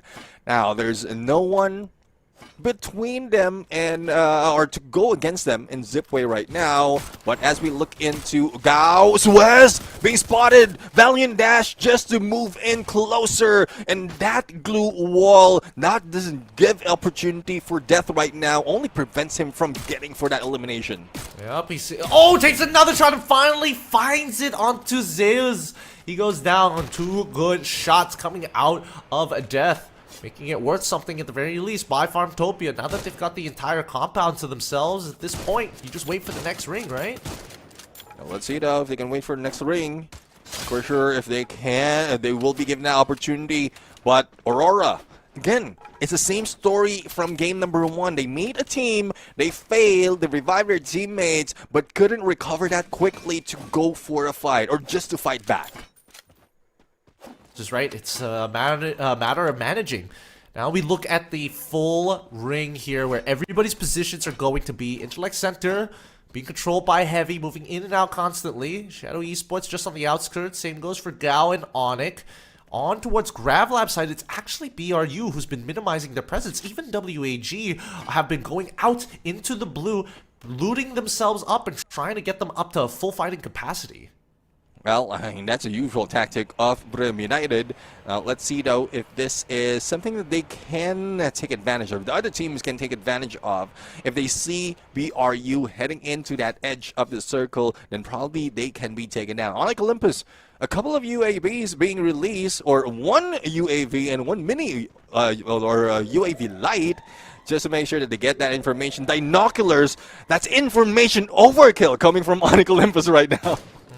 Yep, they really wanted to make sure that their information was correct. And now, at the very least, RRQ, they need to have a good showing here, but Aurora at the same time They want to try and at least replicate what they did yesterday, or get somewhere close to it. They need to win out this fight. That's going to be June, the first to go down here. Maal on the bottom floor. Goods as well. Zeus next to fall. Abe as well as Ranzenu now on the chase for Azriel, who tries to get away. Loses his head, unfortunately. Abe takes him out at the end. That's going to be Aurora bowing out in 11th. Yeah, and stuff. We've seen the struggle from Aurora, and we're still seeing it right now. Team Falcons, though, no struggle on them. Great position, but the only difference is they're not getting points as well. Only 1 point to their side, but do have elevation as well as clear view of anyone else who will be heading in there, because I think there's 2 teams who managed to slip away from their side and is now very, very close. Twisted Mind, on the other hand, a little bit slow to my liking, but they might be able to take down Argon for the moment. A few of those nades being thrown at them, but it's a good thing that those glue walls was just in the perfect timing to prevent them. The Crime Mine gonna fly off into the distance. At the same time, Twisted Minds, they're just gonna hold. We can see that RQ is currently in the middle of a fight, really far away. I'm not 100% sure who's shooting them, or maybe it's WAG, tough to say. But now Twisted Minds and Argon finally in the all-in. Fi's the last person to get in Diamond, the first to fall, though. And they're going for a little bit more. Exposy, Noki able to find the shotgun blast onto him. He's looking for a little bit more with slugs in hand. And Traps, as well as Noki, able to find one of their own. Diamond the next to fall, leaving only at least one of their members still back up. And the revives are coming through consistently. Man, Twisted Minds, truly the war of attrition, making Argon pay with everything that they have just to get a singular elimination if they don't find the knock. And Noki finally goes down. Traps trying to hold, but Outlift ends up being traded off. Jump! Now going for a little bit more, but RQ getting involved, and now everybody else is gone. Argon have got the points, but I don't think they'll be able to survive further than this, as RQ are here to collapse. Traps gets one, but he gets the revives down just before he dies. And this is the second time around that we've seen the aggressor being grist on, and they're the first one to go down. Twisted Mind, unfortunate for them, bowing out a little bit too early. Argon, though, great recovery in there. Quick fingers to go for a couple of revives, but that engagement, the slowdown that Argon took, I don't know, it's questionable in my books right now. They could have rushed or probably blocked them out, but probably it's because of the potential opponents as well that can be shooting against them if they step out of that compound. But if they didn't finish it in 20 seconds, pull away, find a different area, because you know that you will be gunned down. It's probably the best way they could probably play it here. In terms of eliminations overall, WAG, despite how bloody the first couple of minutes were, now things have definitely chilled out. 5 eliminations, and probably want to turn it into double digits closer to this last ring. Now that we're on ring 3, let's see what this pull is going to be after it starts shrinking. Well, let's see though. I mean, shrink doesn't affect those who are in the middle of the circle already, but we're seeing a hit list being triggered by Purgatory United against Shadow Esports on the high ground. RRQ taking a bridge right now. They were being gunned down by WAG, managed to survive, but that's the least of their worries, because from across the map, from across this area, we still have Argon who might be shooting at them. UAV has been released right now, spot out where RRQ, or the players of RRQ are, and I don't think Argon would be moving that quickly. But speaking of moving, Purgatory United for the jump just next to RRQ. Yep, they gotta get out of here, and hopefully a little fast. They're calling the lightning down here. Okay. I mean, both have the hit list on them. They are very aware of each other at this stage of the game. At this stage of the game, as long as they pay attention to the minimap. WAG don't have to do very much here, but BRU very smartly going underneath the the highway pass, just to make sure that they have nothing to worry about from this Bolt Maker. Now, let's see it out. Bolt Maker. I think it was Purgatory United to trigger that Bolt Maker as soon as they get into that bridge, just to make sure that no one gets near them. Great strategy for them. Argon, though, they were delayed into the fight. They do have a little bit of cover from both sides. They're being gunned down. RQ with the most, and I don't think there's anything that Argon as well as Faiz can do to survive in that fight. And RQ gets their 13th elimination, and we still have 8 teams remaining. Oh, that was huge for RRQ. They got a little bit of help from BRU, and I don't know whether they still have it, but the Riptide Rhythm was used. Boltmaker once again to isolate this fight underneath the highway pass as Falcons trying their best. They take it out another one. Wasana the next to fall as RRQ now decide to get involved. Moshi making an attempt onto the back line of Falcons. Karora and Limit turn around. Moshi in trouble as Abe gets involved, and Moshi might have just gotten bailed out of the situation. He's trying to lock himself out of this fight as Limit gets revived with the help of On Fire. Karora and as well as Pina will take the underpass from the other side. Moshi somehow still here, turns the corner, nobody sees him, he glue walls himself off just in the nick of time. Well, let's see though. I mean, Team Falcons, a little bit of retribution against Jonah. He's the one in the other side of that M79. And let's see if Moshi, he tries to survive, but unfortunately he doesn't pull up the glue wall and the blue closes in on him. Team Falcons beat them down. BRU are out on A. WAG also dealing with heavy. A little bit of revenge action after what happened earlier. And now WAG, despite them losing one player, they beat down 4 players from heavy. Dang, Tikwe is on fire right now. He is absolutely just bumping people down with that shotgun.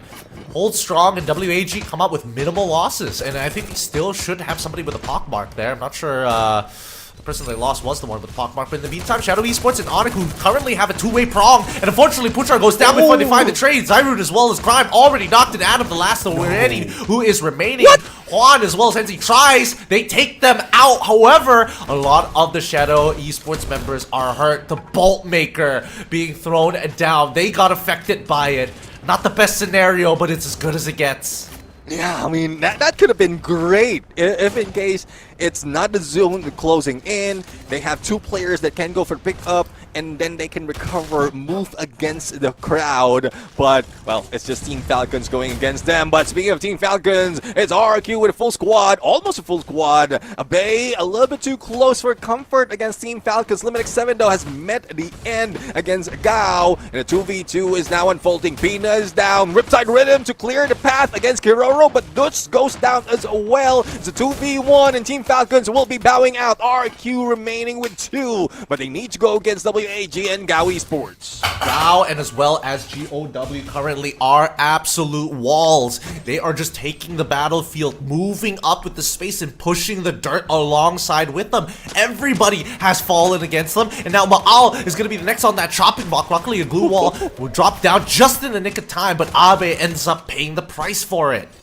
I'm loving that Nan bringing in the cord right now. Who needs Riptide Rhythm if you have cord to break down those glue walls? A little bit of saving of resources, well, unless it's not those bullets that you're saving, but at least you don't have to use any skills or any utilities until the final moment. But WAG now making way against Gao right now. Ma'al is just waiting for that opportunity, the perfect opportunity in case he wants to go for the elimination. Just following WAG, but Nan goes down, and Dion naded himself, but a pickup can be done. Gao might be looking for another booyah. What a great response from Goku. He was able to get rid of 3 walls, and Death finds this important snipe. Now Gao has to go onto the attack here. Still with the Bolt Maker already chunking them down pretty good. They need a way to reset at the same time and start off with finding cover, and it looks like they don't care. They want a little bit more. As the end finds a disgusting nade to take out the rest of the members, and now they're just chasing the last one.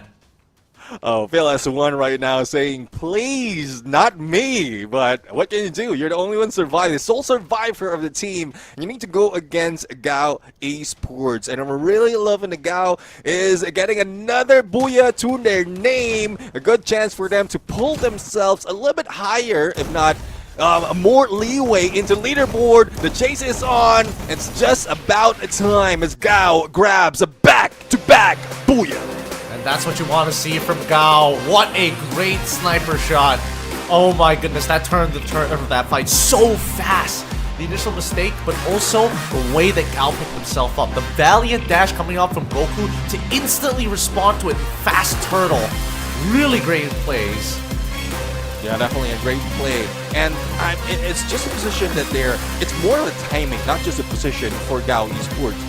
timing of backing away from CQC battle, and I think that's what they did even in the previous match. They don't want to go on a close range engagement. They just want to keep distance, and the weapon is also there to show that that's where they are best. So I'm really loving the strategy, not just for Gao, but also for the whole of Vietnam, because I think them ending, or most of them ending in the final circle, gives a lot of hope for that region to recover and probably get early or get into the point rush and grand finals a little bit early. Yeah, no, they're doing a really, really good job here. We'll eventually see what the standings overall, because so far, I think right now the Indonesians are struggling a lot. RRQ has not been able to find as much passageway even, and I would argue right now that Shadow Esports is doing much better than RRQ in the overall performance. Yeah, I do agree. I mean, RRQ, they did manage to survive, get to a 3rd place in that game, but Shadow Esports has invested a lot of elimination. And it's a similar story when Bigatron by Vitality has been introduced in Southeast Asia, in FFWS. The introductory team always beats down the OGs, and I'm just feeling sorry for RRQ. They're not doing what do we expect them to do as fast as they can do it. So hopefully they can recover this time for the remainder of this day. Otherwise, Shadow Esports will just be leaving them to dust, but it's still the top 2 that they need to work with. If they let Shadow Esports get to the top 2, it's less problem for them to deal with tomorrow. Absolutely. And I think that right now Gao is really just setting themselves apart, right? Now they've gotten initially it was a 14-point lead from 2nd place, and I think now it's way more at this point. However, at the very least, we are seeing that middle of the pack is still pretty tight overall. Yeah, I do agree. I mean, that's tight from middle, and really looking forward to how any team is going to pull away from that, because stuck in the middle is, as we call it, RRQ. They didn't do that much. But United is also part of that, because despite of them getting aggressive in most cases, they failed because of the number of teams that's available. So it's just like their minds are split up, whether to go for the aggression or focus on the third party that's about to happen. And that's what throws off the tactics of United, where in most of the time they were silent in the beginning, wait in the final moment, the final circle. That's where they stack up an elimination, but it doesn't work this time around. If some teams like Gao is stacking up on elimination early, even that tactics, even if they get that booyah for United, they will still be left behind and probably not reaching top 2. If that's the case, then maybe Falcons should stop meeting them, because so far this is like back-to-back maps where we saw the interception come up from Falcons themselves. Like BRU is trying to stay out of this, and Falcons like, no, they're like the extroverted brother. You gotta come to this party, bro.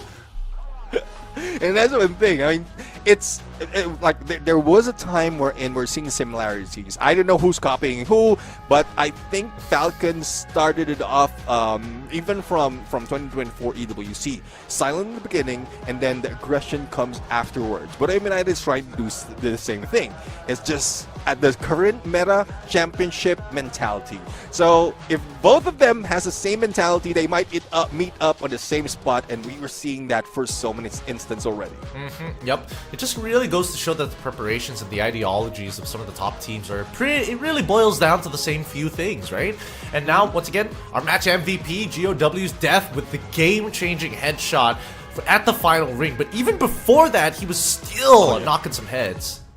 Yeah, I do agree. I mean, I'm really loving that not only one player is doing well in this combination of team from Gao, and everyone has an opportunity to be that MVP, as well as being the leader of the pack from their rotation. But elimination-wise, Abey did well, so I'm really looking forward to how well the rest of the squad of RRQ did.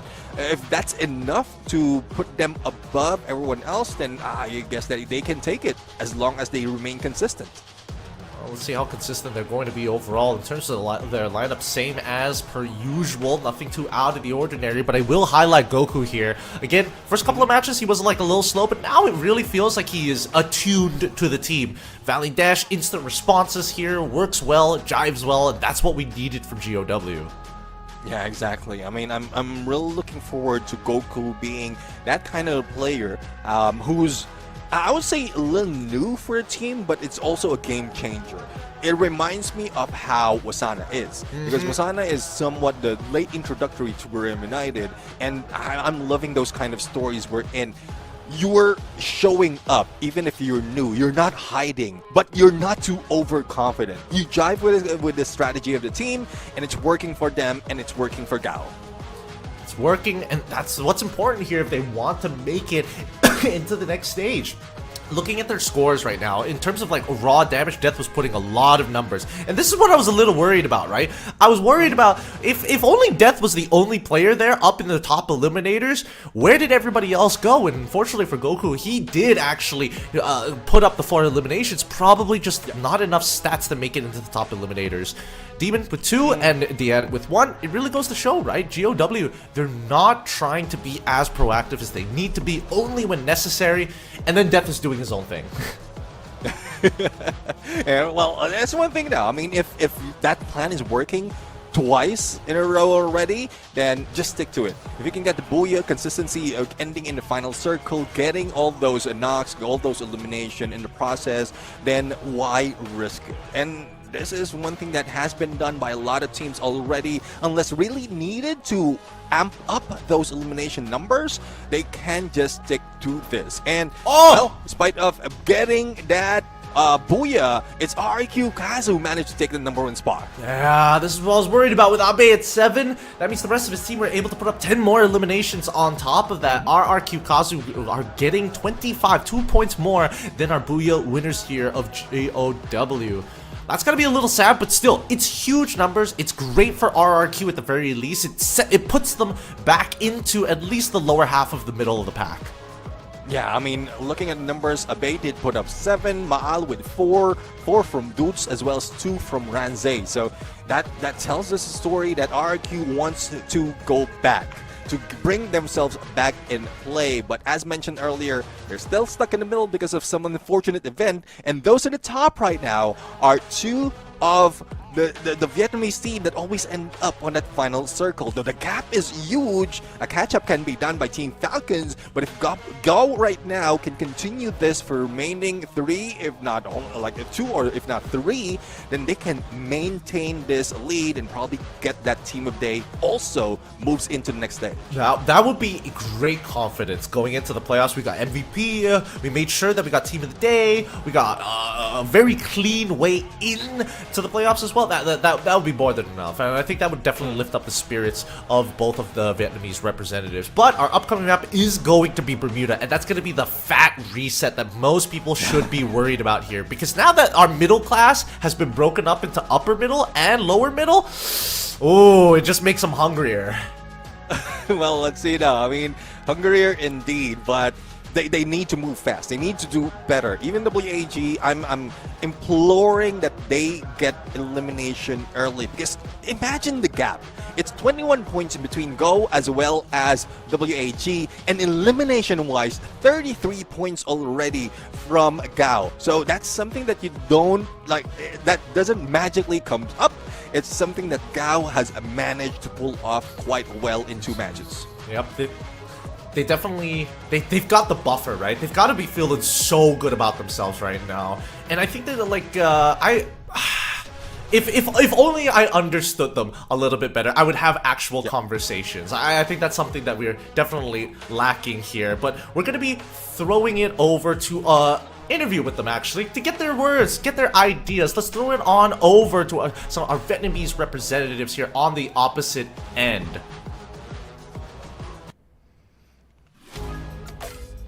Hello survivors, it's Yunso and welcome to the Vietnamese broadcast today, and I would like to bring to you guys Gao Esports. What a wonderful day for the Vietnam region, right? Since we got all 3 players belong to Vietnamese, and right next to me I have Deb and Demon from Gao Esports. So can you guys introduce yourself to the audience please? Xin chào các bạn khán giả, mình là MC Yunso và vâng, ngày hôm nay là một ngày thi đấu thực sự quá tuyệt vời cho khu vực Việt Nam chúng ta khi có đến tận 3 Booyah thuộc về Việt Nam, và ngay bên cạnh mình đây chính là Dev và Demon đến từ Gao Esports. 2 Booyah thực sự quá tuyệt vời. Thì lời đầu tiên các bạn có thể chào các bạn khán giả trước được chứ ạ? Xin chào tất cả mọi người. Alright, so very first question is open for everything. since you guys have such a great performance today. This week, you guys just came back after the top 13. How do you feel right now? Feel amazing or what is it? Bởi vì chúng ta đã vừa quay trở lại với top 13 và ngày hôm nay là ngày thi đấu quay trở lại mà các bạn đã có một cái màn trình diễn cực kỳ xuất sắc. Thì một câu hỏi mở đầu để chúng ta bắt đầu mọi thứ thôi. Không biết là các bạn đang cảm thấy như thế nào vậy ạ? Em đang cảm thấy bình thường. Không có cái gì hết luôn hả? Kiểu giờ chưa có là gì hết nên em chưa suy nghĩ gì hết nên em thấy bình thường. Nhưng mà không biết là Dead có cảm thấy là phấn chấn hơn hồi trước không? Cảm thấy là có dễ thở hơn so với cái tổ chức lần thi đấu không? Em thấy đây là thành quả mà tụi em mấy ngày nay ở nhà để mày mò ra. Overall, they feel pretty okay. It's like every day, like Sunday, they're a normal day for them. But overall, this is the final product that they can get after every day. They practice together and sit down topics together. So that's how it's going. So into our second question, I can see that today you guys have replaced your lineup with Goku. He is still a new member, but it is such a very surprising decision. So what is the thing that you guys decided to change the roster today instead of Hans? Thì ngày hôm nay là Yusun cảm thấy rằng là mọi người thay Goku vào bắn cho vị trí của Han, thì không biết là cái quyết định này đối với các bạn là nó có liều lĩnh quá hay là không, hay là các bạn nghĩ rằng đây là một cái bài thử nghiệm các bạn nên thử trước khi đến với thềm chung kết ạ? Thật ra thì Hanes là phép thử nghiệm, còn Goku là con bài tẩy. Ủa, tại sao Goku lại là con bài tẩy? Mặc dù là Goku mới vừa vào mà đúng không? Thấy vậy đó chứ không phải vậy đâu. Oh, so overall as you can see, Hans is actually just a test for all of the team. The real person who can play is actually Goku. It's very surprising, right? Because I can see that Goku is totally a new member, but they just said it is not what it is. So it's very surprising. Alright, third question to end the thing. So since you guys are very positive today, very confident, so how many percentage you can get to reach the final ticket to go to the grand finals today? How many percentage you will go?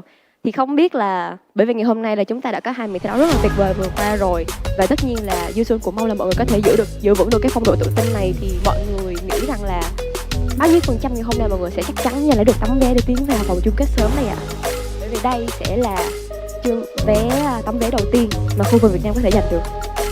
Em nghĩ team em hôm nay xác suất phần trăm thì sẽ là 80% được với bạn ạ. 80%. Còn Dead thì sao? Dead là người vừa giành được MVP ở ván đấu thứ 3 đấy. Em nghĩ là 89%. 89%. So overall for Demon, his percentage for getting the tickets to the grand final is 80%, and for Dead is 89%. Well, still kind of decent for an MVP for the previous match, but I feel it's pretty okay. Very impressive, right? Alright, again, thank you so much, and once again, congratulations to Scout Esports for such an amazing, impressive performance today. This is the end of our interview. Thank you so much for watching, and let's head back to the caster. Cảm ơn các bạn khán giả rất là nhiều vì đã theo dõi, và một lần nữa xin được chúc mừng đội tuyển Cao Esports với phong độ cực cháy của mình ở trên cuộc đua giành được tấm vé vàng tiến vào chung kết. Chúc mọi người sẽ giữ vững được tinh thần của mình nhé. Và bây giờ thì chúng ta hãy cùng quay trở lại với vàng caster thôi nào. Cảm ơn mọi người đã lắng nghe.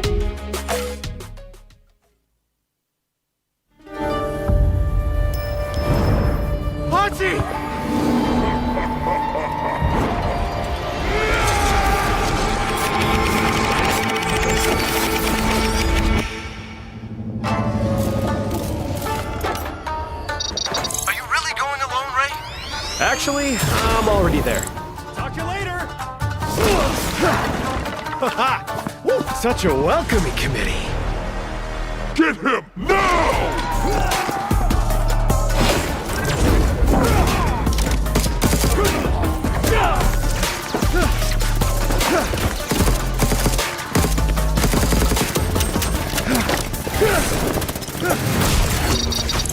Not now, Shiro!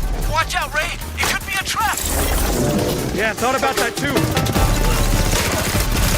Okay, man, hold your horse. It's so good to see you, Hati.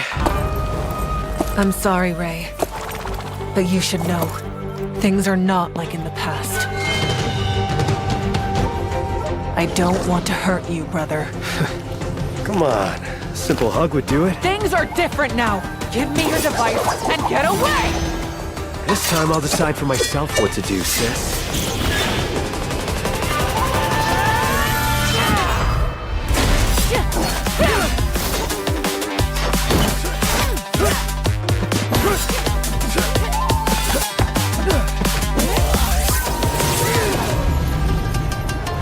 Oh, I know what's different about you.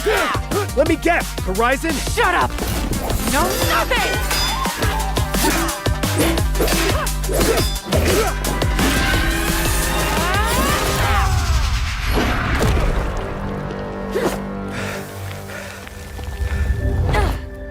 Do what you want. I don't recognize you as my sister anymore. Ati, isn't it cool that even though the sun and the moon are rivals, they can still find time to be together? They aren't rivals, silly. They're just different. Just like us, right? Yes, like us, brother.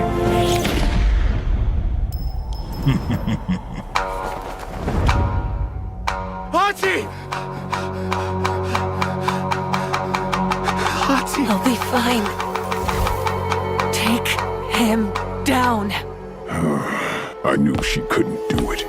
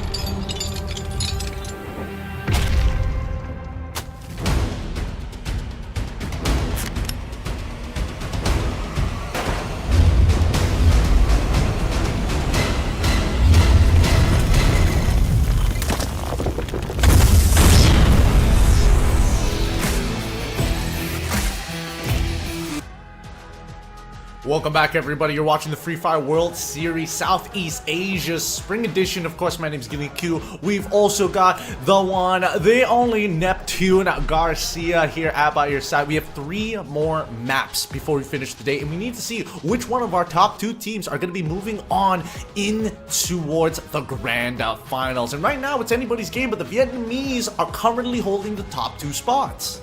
Yeah, I do agree. I mean, GOW has been holding that that number 1 spot by 2 games already, and WAG just moved up 2 spots to join them. But Team Falcons is also doing so much more. The same goes with RRQ in their approach to move up. The only difference is RRQ is still stuck in the middle, where Team Falcons is just on 3rd place. So there's a lot of hustle that needs to be done, and you did mention about the final 3 games for today. Yes, again, these final 3 games are going to be extremely important, but now, especially now that we've gotten to the halfway point, we're going to get Bermuda, so technically it's more of a comfortable reset for everybody involved, on top of the 10-minute break that we just had for these teams to really mental reset and recuperate themselves for the upcoming game. Because right now, it's now or never for a lot of the upper middle of the bracket right now. Yeah, I do agree. But here's one thing. I did mention about something about Team Falcons. They're second to the highest rankers in this specific map. First would be Team Flash. So we might be seeing another of that Vietnamese team on that top of the leaderboard, unless Team Flash got eliminated early, similar to what we've seen earlier. But everyone has an opportunity, especially in this OG map, where a full reset is needed, especially for those who hasn't done so much. Yeah, and again, I think these teams are going to be hungry. If you're part of that lower middle class, or you know, you've gotten the opportunity where you've only dropped 2 games of 0 points, that's fine. You can still make it back if you get the top 4 finish, one of them being a booyah in any of these 3 maps with a high amount of eliminations, because that's really what's setting the difference between number 1 and number 2, just the raw amount of eliminations.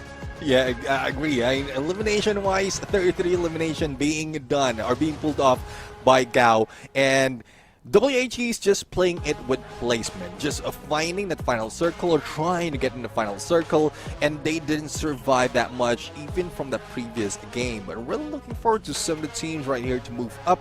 Shadow Esports, though, their aggression from the beginning, I think it's working for them, but towards that final match, we've seen them play it well to survive even longer. There's still a lot of things that need to be done, especially on those in the middle, but because of how the gap is from 3rd heading into, let's say the 9th or 8th place, they can easily move up, provided that those above them will be taken out early. That's going to be a very big ask, because again, when I'm looking at like the top teams here, especially in the upper middle class, these teams take a while to go down. Even though RRQ did go down very early on in maps 1 and 2, 3rd map they still ended up with a large amount of eliminations to shoot themselves back up into the middle class. So I really think it's anybody's game here, and I think this is going to be the final test for a majority of the people for how momentum is either going to shift or continue for their own squad. Yeah, I mean, Gao Esports already went away from that Booyah curse. Back-to-back Booyah has been met by the team, and I think they're still prep right now to get another one. Unless Team Falcons beat them to it, there's a lot of potential of winning engagement from those final moments of Team Falcons. It's just that the third party, the distraction, is still there. Ending up on the 9th minute mark, and they still have, 8 teams to deal with, is not something that would work for that late game approach. So they need to work fast to eliminate some of the teams, probably on a hot drop, but it's still survivability that they need to work on. That insurance policy of 1 or 2 players pulling away from the engagement in the best timing to revive the teammates just in case they lose.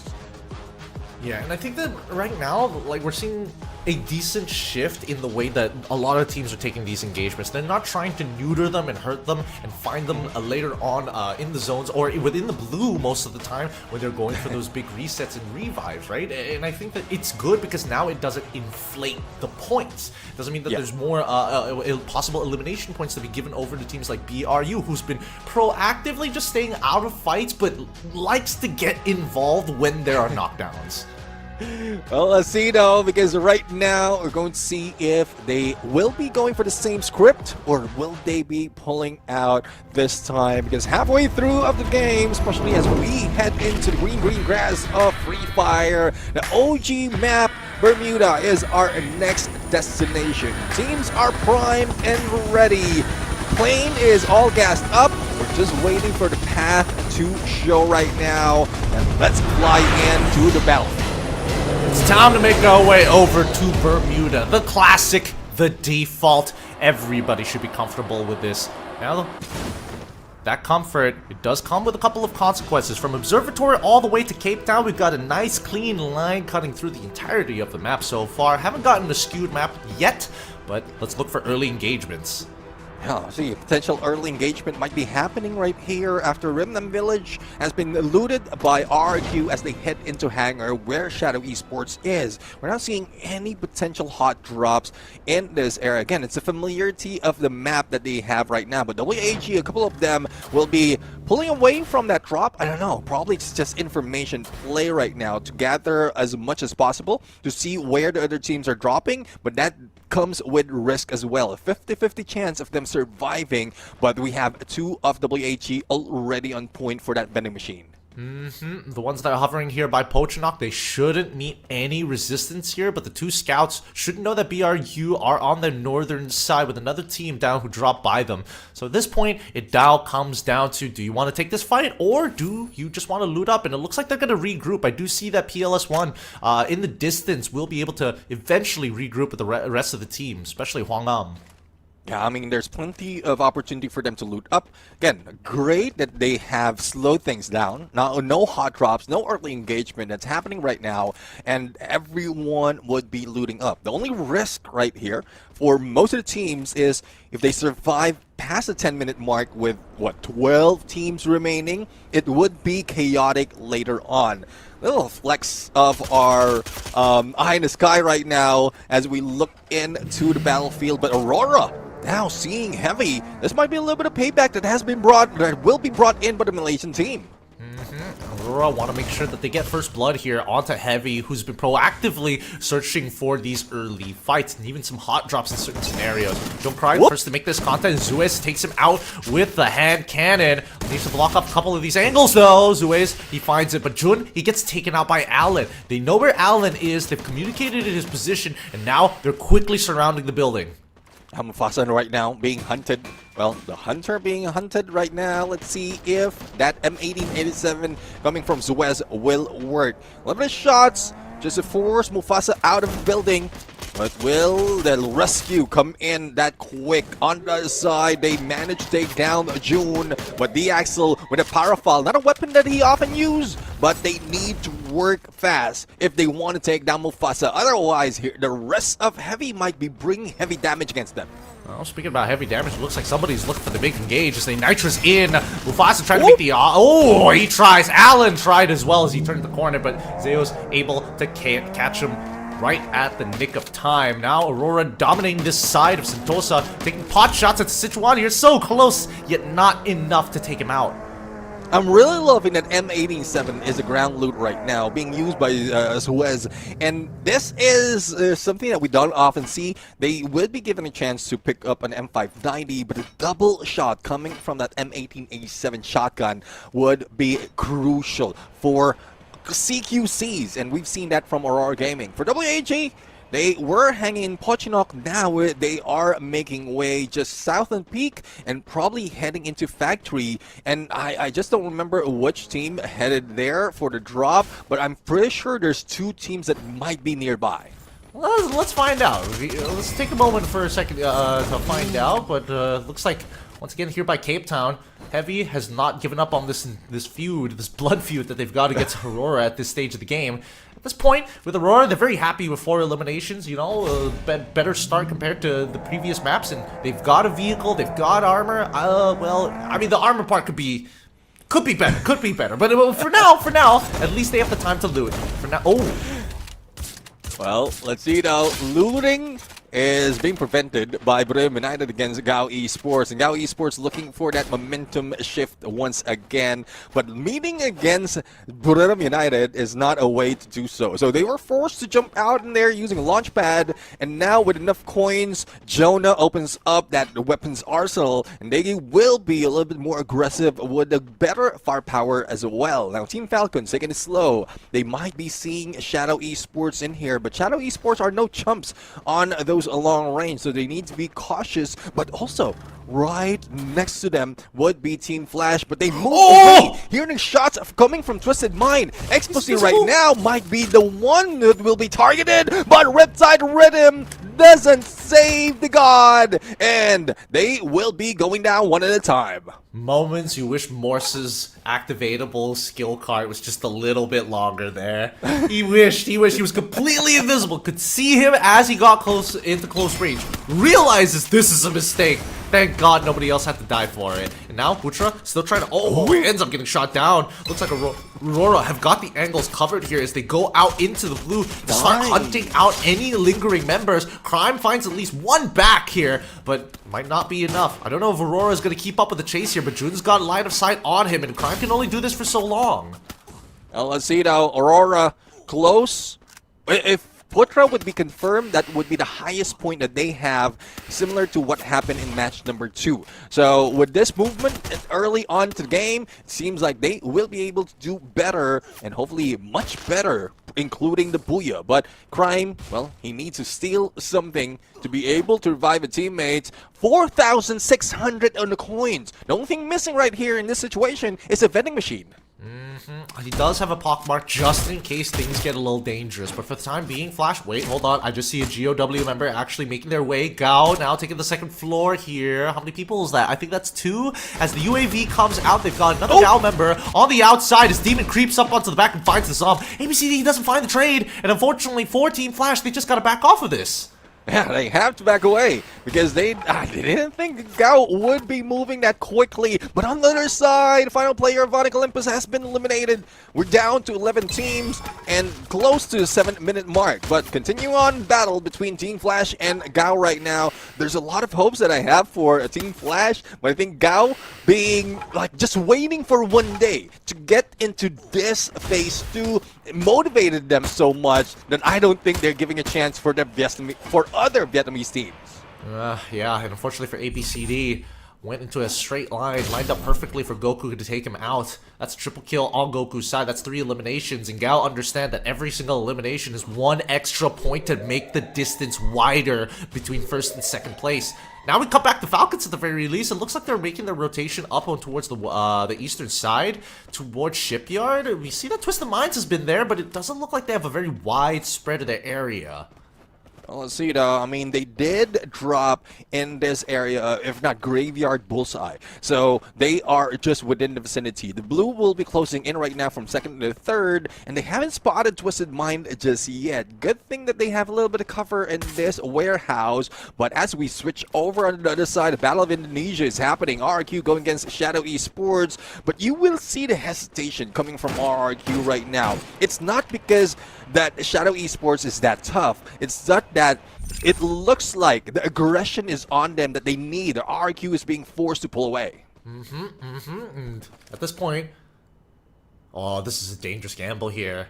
Abe takes the very first step down. He wants to make sure that he's safe, so he's got Ranzier actually just holding on the top side as Abe quickly regroups with him at this point. He's waiting for the rest of the members of RRQ. If they want to completely flush out this side of the map, they absolutely can, but it's going to take some resources, and it's going to be them giving up some space. Let's see though, space being given not only from that side of Plantation, but also here in Katulistiwa. WAJ being left behind, and we're seeing a lot of passive gameplay in this map. I guess that reset really works for them.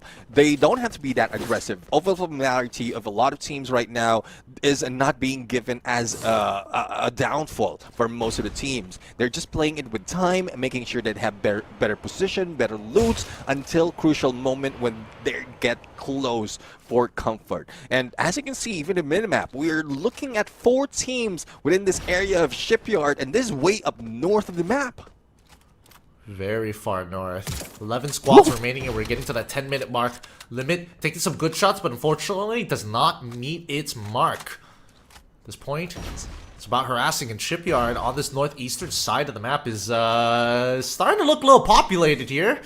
As more and more teams slowly creep their way up. I think Heavy's in a really good position to punish, but if anybody finds them out, it's going to be pretty tough to get out of. Let's see though, I mean, with that shot from Limit X7 going into Gao Esports, that prompted Gao to move closer so that they are not in view of the snipers, but also has covers of those containers. But how will they work against the fortified warehouse being brought in? But Heavy right now, I think they have triggered a lightning zone. Not quite sure against who, But no, it is Borem United to trigger a lightning zone. They spotted Heavy, and they're taking advantage of the storm. Oh my goodness, Emoshi is in the outside of the blue. What a crazy angle to start shooting back by. And now he's wide out with no help whatsoever. He's got their sides, and as long as BRU keep applying pressure to that front line, they can't turn around to deal with him or find the shots. Now BRU, they're slowly climbing up, crawling through. Jonah has already gone down as Mufasa and Alan are working this high ground perfectly well. And unfortunately, not enough good shots are connecting. Mufasa ends up falling. Jonah gets back onto his 2 feet as Wasana is now looking at the feet of Alan. Launcher looking to be good, but not good enough. That's another elimination falling into the hands of BRU. Oh, definitely not good enough. Heavy, well, received a lot of heavy damage from Borem United. There's a few mistakes that has been done from both sides, but I think it's Borem United capitalizing, prioritizing on that pickup as well that made them get away with it. Now, Moshi pulls away far from the rest of the squad. Argon, they hear those gunshots, but will they be able to fight back that easily? They are dealing with the final player of Heavy, which is Sichuan, but that might also force them out in open against teams who's waiting on the other side. So they need to move fast. They need to eliminate Sichuan and Heavy in this moment. Otherwise, they might be the next target, and that might be it. Heavy would be taken out into lobby, 11.5-minute mark, and we still have 10 teams. So many teams, so compact here. It's only going to get worse as now members are starting to die to the play zone at this stage. Well, it is tough, especially with how teams are putting themselves in position where there's no easy escape. June right now, definitely no escape at this point. One of the players, though, is moving outside of blue. Hopefully that out of zone buff does help him survive and move faster, because a revive can be done by the team. But June right now meeting the end of that shot from RRQ. Maal with an M82B. Even a glue wall doesn't save him. It penetrates it and brings him down. Now the next target would be Shadow Esports once again. Between these two teams, no one has won from the earlier engagement. It usually costs more than it was actually worth. Shadow Esports did prove one time that they were able to capitalize on the situation, but I don't think RRQ is going to let that slide after what happened. Let's see though. Position being taken by Shadow Esports is risky, especially with Dudes with an open shot on them. But AWM, not a weapon we often see. M79, this might be it. He might be throwing the grenade, and there you have it. A god nade coming from the god hands of Dudes. Riptide Venom to clear the area. And RRQ only dealing with Chelsea, but the pressure is coming from all sides, and Shadow Esports might be brought into the shadows once again. Not seeing the light of this fight, and there goes one team eliminated. RRQ now on 7th. Alright, Shadow Esports bow out in 10th, and that's going to be some very vital elimination points that RRQ has achieved for themselves. They need to hold this high ground by the roadside. We've seen this play out before. Jun's still holding on as the circle has been called out deeper into the middle. Flash hiding on top, thinking that they were safe upon this crane. Unfortunately, just the tip of their heads and the glue walls don't protect them from Maal. And that's one thing. I mean, we have Maal on the bottom of the bridge. We have the Axel on the other side. Both of them snipers who might be able to bring them down. But speaking of bringing them down, Argon right now, level 2 aggressive. There goes the valiant dash, and Borem United is beating the ends of their barrel. Borem United being taken down by the pride of Malaysia. This time, Argon with 5 elimination. But who's knocking the door? It's RQ jumping right next to them. And let's see if Argon can reset and prepare for this fight. What a ridiculous play coming out from Nelky there. A valiant dash catching 3 glue walls. 2 members die instantly off of that. Argon are in a really good spot if they can hold off against RRQ. But Vice ends up going down to Abe. And now the rest of RRQ take control over the top side as Dudes turns the corner. And he's got the launcher. He can actually just start nuking them and making sure that they can't get past. Well, let's see though. I mean, he needs to get information, and if he sniffs Alif and Noki in that area, a double knock might happen. But it's WAG who's meeting the end of that fight. The same goes for Gao right now against Team Falcons. And I was just wondering how it took this long for Gao to get close, giving more opportunity for Falcons to survive. But it's from the other side that brought them down. Team Flash. Now there's no 3 booyahs this time for Gao. Yeah, same staying hidden has its benefits, and unfortunately, despite Flash losing a couple of its members, getting knocked down, they managed to get back onto their feet and find a little bit more. Ooh, that's a lot of shots coming in from double Riptide Rhythm, Cryomine as well! Everything! And luckily the god is playing more, so he goes invisible. He's praying that he doesn't get pre-fired here, and he will play his life for as long as possible, as once again, lightning begins to strike. It's not Team Flash. It's not only Team Flash that RRQ is aiming at. The same goes with Team Falcons. But Team Falcons was able to recover, bring their 4 players back in. But as RRQ, as aggressive as they are now heading onto other side and eliminated not only a few players from Flash, but also the full squad of Argon. Now we are down to 3 teams, and RRQ is still staying strong, waiting for the opportunity to strike as the battle ensues between Falcons and Twisted Mind. Perfect. Following the name Bermuda here, we've got Triangle of War. RQ holding the most amount of space here and trying to punish Falcons who are trying to rotate into them. And they're landing the shots. Even Twisted Minds are getting involved. They're shooting at the backs here, and they realize that Falcons, they're stuck. They cannot play the game anymore. They need to take advantage of the situation, but RRQ just won't let them. See, they will be given that opportunity. Right now, it's only a few seconds because before next phase's circle comes in, and Maal is still in the roll, but the steal has been done by Expose. It's a 4v4 situation between Indonesians, RRQ, and Thailand's Twisted Mind, but Twisted Mind needs to recover. They're now stuck in a corner, and a bay a little bit too deep, and Twisted Mind would be gunned down. Jump, the first one to go down. Force outside the circle would be Diamond and the Bass who follows suit. Now, Expose can be taken down, same goal with Diamond, but RQ wants to make sure that they are not in trouble's way. And there goes Deuce right now for a rotate, not using the weapon of choice that we often see, but the AWM on him. This might be it on the 2v1 where RQ can win, and Maal might be the guy who do so, but no, it was Deuce from the other side. This time, RQ for a booyah, and a comeback is real. They're taking it back. They're taking control of their own fate. Abe played a strong game, and the connection between him and Dutz on that launcher is ridiculous. They've been doing it for a long time, and you can definitely tell that they polish it up even more to show off the Ranze. I'm really looking forward to how well this team of RQ can do by the end of the day. Again, for the first 2 matches, they got 1 point. So the first one was only 1 point. The second one was a zilch, not a 0. But the moment that they step into that game number 3, they got a lot of points, and now a booyah to go with it. So, again, comeback is real from RQ right now when we thought that they have been slowed down. Yeah, just a huge number of points that they earn off of this is insane. We're going to have to see the performance of everybody else, because depending on the number that we see here from RRQ in terms of how many eliminations, it's going to affect the rest of the lobby, right? I think that RRQ cleaned up like a good chunk of the lobby. I do agree, and with that, I mean, earlier from how they made it work, I think they moved 5 steps, 5 points or 5 slots up. And now that they got the booyah, I think around 30 points has been gathered already because of how aggressive RQ is. They will move up another 5. So from the bottom, now close to the top, and we didn't expect this from RQ.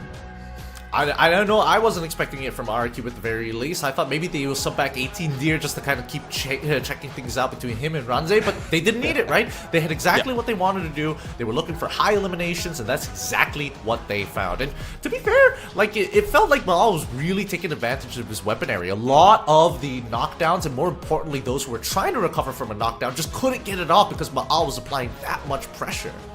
Yeah, I mean, he has a great weapon that he's using. One time, that's M82B. Again, there's no surviving. Even with the glue wall, that armor penetration as well as a glue wall penetration from that gun would not let you survive. But Riptide Rhythm still, I believe, is being used by Maal. And that's one thing that throws off even for the most fortified glue wall.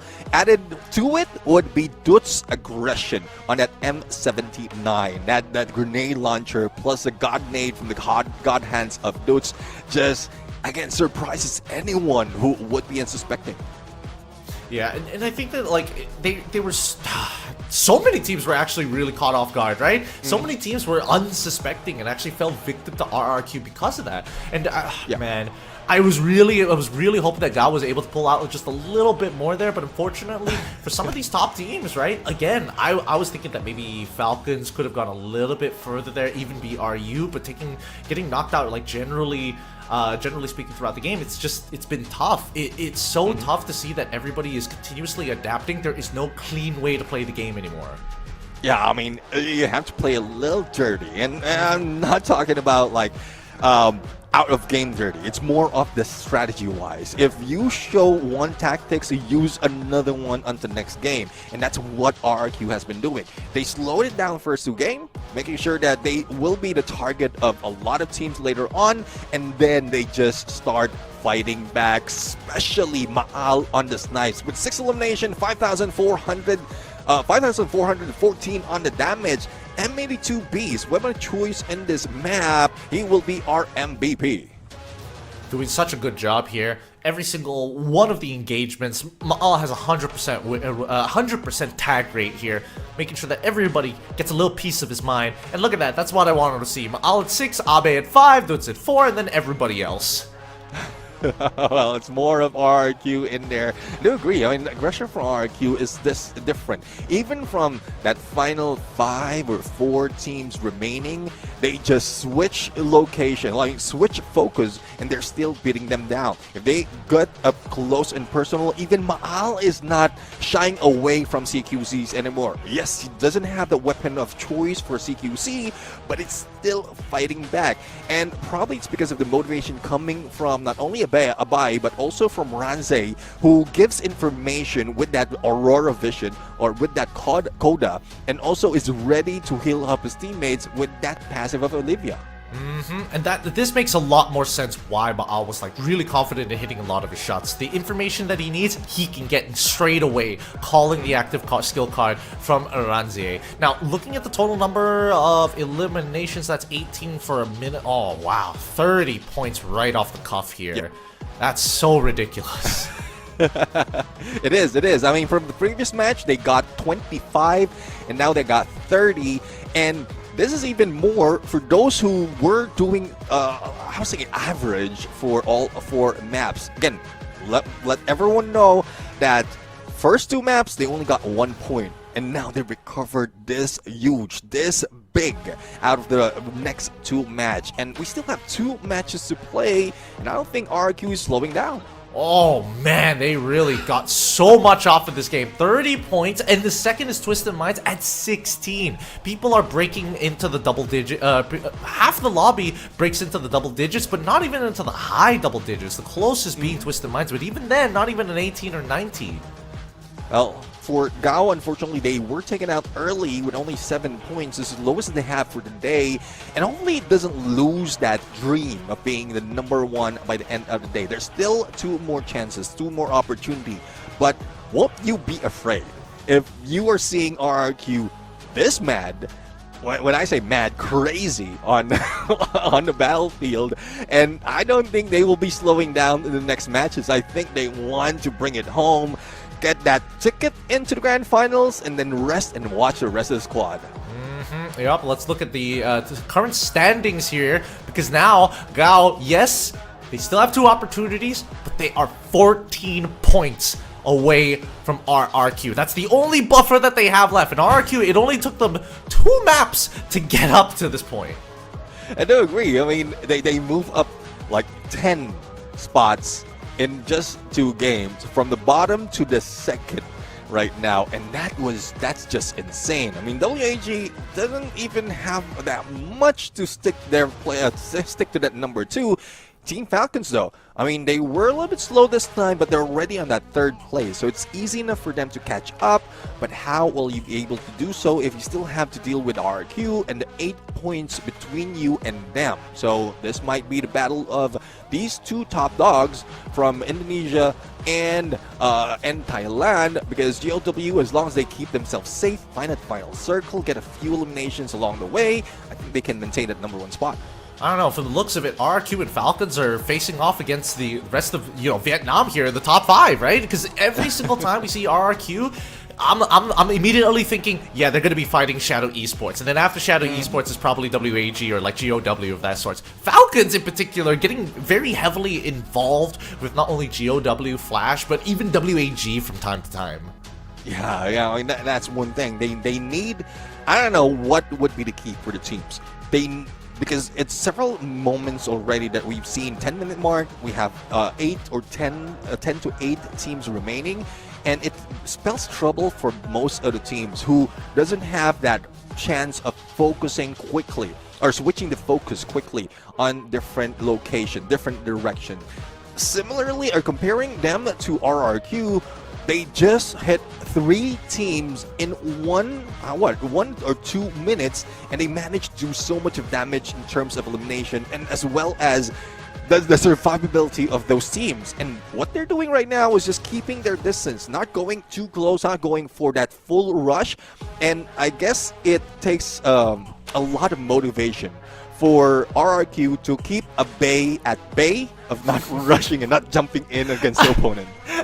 He's probably has to listen to dudes. It's like, hey, Abe, you swing now, you're gonna get hit by my nade. You want to be on the kill feed or no? Simple words, of course, simple words from wise men who develop cornholes. But even so, I do agree with you that like a lot of these teams it's taken a lot of mental capacity to deal with so much trouble. Right now, I think that everybody is taking a very heavy macro approach. It's not about just going out. We've kind of evolved beyond that from map 2 onwards. We're seeing a lot of counterplay from a lot of these teams to deal with that first engagement. Now, first engagement, whoever starts it, it's going to lead up into something bigger. We've seen that in Bermuda. I'm expecting it to happen in this map too. Well, let's see though. We still have a few more chances for the teams right now to recover. GOW or GAO Esports, they need to stick that. I'm just happy that GAO Esports, imagine being introduced 1 day late out of phase 2 and you're atop the leaderboard. Hopefully it doesn't happen with a similar story of Team Flash or Aurora Gaming. Because Aurora Gaming is one of those first 3 games, they are topping the board and then pushed down significantly by Bigatron as well as All Gamers Global. So they need to hold on a little bit longer, maintain that lead of 15 to 20 points, and they are secured. Just not go 0 in 1 game, because I don't think they can pull off anything like what RRQ did. Yeah, unless they're able to get like up to 30 points, right? That's the only reason why you're like kind of allowed to do that. But even so, I thought that some of these teams are going to get hungrier. They ended up falling into the adaptations of a lot of these teams, and now I think for like a good chunk of them, they shouldn't be revealing more than they should at this point. They can ruin people's odds, but I don't think, unless they've gotten like, I don't know, 12 eliminations within the first 5 minutes of the game, then maybe try for the 30. Well, let's see now. Let's see. And that's one thing. In terms of player mentality, if you have 12 elimination for the first 5 minutes of the game, would you be slowing down? Because I think you won't. I think you would want more. You will have that momentum. You will have that motivation to get a few more. Because if you are landing all those shots, but again, it's more of a risk towards the teams ending in the final circle, because if they manage to survive, it means eyes are already across the board. They're looking for any stragglers, any contention that they can do as a third party, and that's where even the strongest in the beginning has been faltering. Alright, so that means, at least in terms of adaptation, it's that early game that needs to shift a little bit around, and the recovery game is such a difficult topic to tackle, because no matter what, there's always a downside. You go into the blue, somebody has team boosters chasing you down. You're in the middle, you have all the teams who have been looking to play center ring for the entirety of the time. I mean, Flash generally is that team who likes to sit right directly in the middle, depending on the map, but these past few couple of times, it's been tough. It's been particularly tough, but it does help that Buriram has decided, you know what, no early game for us. Well, that's one thing though. It's a good thing as well. But Team Flash, they need to recover because yes, they got that booyah on the first of the game or beginning of that day, 20 points, and then they take her off with 3, 2, and it's a good thing that they slowly move up 10 points on that game number 4. But they need more if they want to catch up. And Team Flash is one of those teams who we often see try their best. They're too aggressive. They're too hype to get all or to go back into play of that aggression. But some other teams are already working on different tactics, which is they're catching Team Flash off guard. So just don't lose too many team members. Don't go for the full reset. If it's a half reset, it's not so bad. Soft resets are okay, but big resets is a no-no.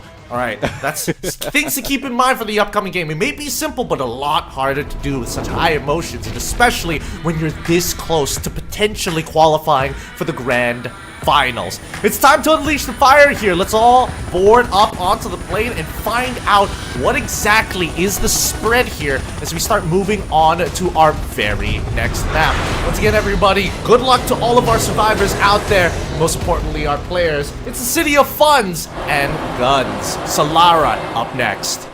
Yeah, this map brings a different rhythm to Free Fire right now. So faster rotation because of slide rails, sharper angles because of the elevation that we have, especially TV tower, and more consistent pressure. So hopefully those 3 factors would be favoring or being taken advantage by a lot of teams right now. But speaking of TV tower, it's quite clear as Argon splits up, heading a little bit in Casa Vista, and one Faiz waiting for an opportunity to scout out on TV tower. But no hot drops happening. I'm just happy right now they can prepare for the battle in after the first 2 minutes because they're all looted up, and that would be exciting. Yeah, this is really going to show how much Argon MY can actually influence the rest of the map. If they have no contention for TV tower, that's amazing. You literally can see everybody from everywhere. And at this point, that's the biggest advantage they're going to get. Aurora, honestly, looking to contest that initial spot, but they ended up going to one of these posts here by Bayside, and they want to just follow along these slide rails, get as much equipment, as much ordinances, and most importantly, enough glue walls to survive the next upcoming fights. Let's see, I mean, there's a lot of resources that can be pulled out from any part of Solara right now, because they've decided to keep clear of any early contention, early drops. But Gao right now, well, again, it's more of a silent play that they need to work on right now, and even Death doesn't have a weapon to fire against Juan. It's more of information that he's getting, and he sees Juan, heads onto the other side, but I don't think they've spotted Chelsea right now, who's just hanging back with the rest of the squad. So unless they get a full count of 4 players moving away, Gao would not be rushing in. That's 2. Okay, then here's the last one from the slide rail, and then we'll see Rin. Now he's going to make the move. So they see a full rotation here, and they want to make sure that they're mirroring it without giving away that they are actually tailing them and actually want to look for an intercept. You see the vehicle on the far north side? They want to have access to these POIs. Well, so, I mean, it's a good spot as well in Funfair to begin with because it's somewhat in the middle, but it's also a path for a lot of teams. But as we head into Bayside right now, it's Aurora going as Onyx Olympus. No one has been taken out just yet, but we've seen the damage being received by Aurora Gaming. So it's more of a how you fight back or wait for the perfect moment. Cryo Mine being rushed against Onyx Olympus. Adam, though, blocks his teammate out. Not quite sure if that's a smart move, but Adam might be going down. And there you go, Azrael with a Trogon. Demons tries to fight back and brings down Azrael, but damage has been done. No pickup for Adam, and the rest of Aurora is now rushing in. And that's going to be a first blood. Axel trying to cut off Demons. Demon's trying to regroup with the rest of his team, but the rest of his team can't seem to find the angle here as Aurora already has a very strong front line, already making sure that they've got angles. And Zyro and Crime, they find it! They find the 2 knockdowns that they were looking for from the high ground. Eventually, Demons now bailed out of the situation, and Aurora now in a lot of trouble. The revives were done first before dying. so that's great. And now Goku looking for their opportunity, doesn't get that fourth blue wall break, turns around for a 180, gets beamed in the back by the Bison. Jump already found one, secures the knockdown and secures the elimination as Demon brings Goku back. But eventually, this will have to end, and the Riptide Rhythm is good, and Dian is nowhere close to actually intervene in this fight. Death losing his head. The Bass connecting a great shot here. Yeah, I mean, it's just Winchester against AC-80. The Bass with that headshot, clean headshot as he picks out, and Dion couldn't do anything about it. Now, let's see, though, as a battle is ensuing between the two players right here, Adam and one of the players from Aurora Gaming, Azrael, receiving a lot of damage from that Mac 10. Doesn't even need to get close, and there goes Aurora Gaming roaring out of this fight. Outplayed, absolutely outplayed there. Not only did he break his ankles, he gets first shot, even gave him the first shot back, and takes him out with the second spray. Either ways, at 67 HP, that should be unacceptable, but Adam jumping, still giving an extra point over to the boys. Yeah, it's more of the timing and accuracy that they need to work with, regardless of what weapon you have. Now, let's see if that would happen as well between these two teams of Brim United and Argon. A lot of the utilities gameplay. Glue Wall Melter being thrown in to Brim United, but Get High as well as Wasana moves away, ring around Rosie, catching one off guard, and Traps will be taken down. Now, the dynamic duo of Brim United, you can see that they're not afraid. We know that they have the fighting chance, but they're tagged up with that 8124, so they need to buy a little bit more time for their skills to be available. But Moshi says, no more waiting. I'm going to beat them down from this angle. Oh, and he's already connected a couple, but especially with that Cryo Mine making it impossible for the rest of Argon to protect themselves. A well-timed engagement, but now we look at the next one. Twisted Minds and Heavy, and so far, Diamond, having seen Jump in the Bass already knocked down, Heavy easily take them down. And now they're looking for Exposy, not even bothering to finish off the eliminations. They know that they're isolated. They know Exposy is by himself. Oh, it's just unfortunate that Twisted Mind is showing this kind of performance and has been eliminated on 11th.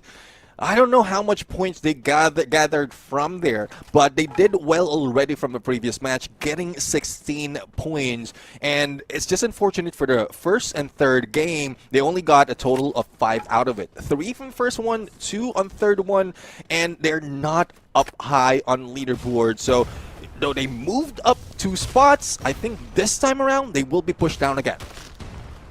They're taking the time here. A lot of ordnance being thrown at them. The ice grenade's going to slow down the movement speed, but it really doesn't matter for Flash. They're not looking to make the entry. They just get the bottom floor at this point. They've got one more member as they start walking up into the stairs. They get on fire with the help of their sniper, and now the rest come through. Pina the next to fall. Kuroro getting blasted down as ABCD finally gets traded out. Zom goes in with the Riptide Rhythm and manages to get it. Flash eliminate Falcons, and this gives them an opportunity to overtake them. And that is just with 3 players into the mix. The God is not part of it. The cover doesn't give him that opening for those shots. He's just waiting for that window peak that's happening between them and Team Falcons. But I'm really loving the position that has been taken by the Zom. He just gets in there next to the glue wall, and Limit was forced to use that Riptide Rhythm to break down the glue wall to get away from that corner. But it's just the Zom who surprised him unsuspectingly, and they got to eliminate Team Falcons. As good as it gets now. It's in the hands of Gao to try and secure their positions here. They've already taken out the Falcons, which is great for them. Now, it just means that somebody else needs to take their place, and RRQ, they're gunning for that. So far, haven't found any eliminations, and WAG now make their way into the blue. They didn't spot it. And Tikwe, he loses his head. Crime, he sees him. Oh! They get one back. PLS1 turn this into a real fight. It's now a 2v2. Unfortunate circumstance here, but the best you can do. The Riptide Rhythm is already out. The rest of WAG looking to recover in the time turner as Onic now take the high ground. Oh, see, though, the high ground is advantageous if in case you're not outside of the blue. Now, as the blue closes in a bit, WAG, or most of the players of WAG, can move forward after they recover. Crime still putting pressure on them. A double snipe setup being done by Onyx Olympus from both sides, and more pressure onto PLS1 on this side. So he needs to move fast, cover, or probably take down Crime, just to push one of the player of Onyx Olympus outside of the zone for that pickup, and then the rest of the squad can regroup and battle against the remaining. Well, talking about the battle here, their Onyx is going to do the exact same thing. They may be a man down, but it doesn't mean it's impossible. As they find out PLS1, they turn this into a full 3v3. And now, with Adam already down on his knees, they're trying to make sure and deny the pickup onto Demons, who finds one back as Wongam gets the nade initially. Oh boy. Now, a 2v1 scenario. Nahan trying his best, has to use the time turner here. Crime is on his back. Ooh, nearly gets the headshot, but Tyru is good for it. Takes out WAG in 9th. I'm loving the back and forth that's being done by both Cyru and Crime, and both of them does have a sniper. So Crime shoots back from the outside of the zone, distracted the opponents, and that only leads direction, the attention onto that side. And then here comes Cyru on the high ground, like without a glue wall behind him. Even PLS1 was caught off guard, and it just goes back and forth until they deal with a final player. But I'm loving that tactics right now, but not the position that they're taking. They took a lot of time to make that work, though they have a vending machine and echo drain, but it's the way in onto the next phase of the circle that Onyx Olympus needs to deal with. Let's see about this timing, right? It looks like they're on the slide rails right now, but they have an opportunity here. RRQ is currently busy looking at GOW and as well as BRU. Again, it's a town center. It's pretty tight, and the ring pulls towards them even further. So, if it wasn't populated enough, Heavy with their full fighting force now coming out from outside the blue to make their way into this third ring. Good luck to everybody. I mean, definitely everybody needs luck.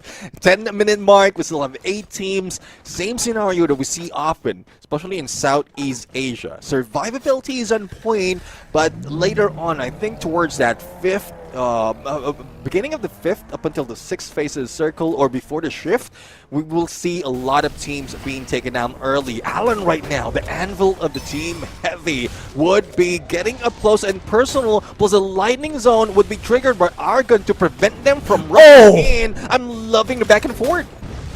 Good nade bounce here by Aleph, and now he wants to take out Aleph, but unfortunately, Don't Cry is there. Noki takes him out as a trade. Mufasa trying to hold off the fires, but the time turner buys just enough time. And now the lightning chipping out on the rest. Argon. Oh my goodness, they win out this important fight as Heavy makes a run for it back out into the blue.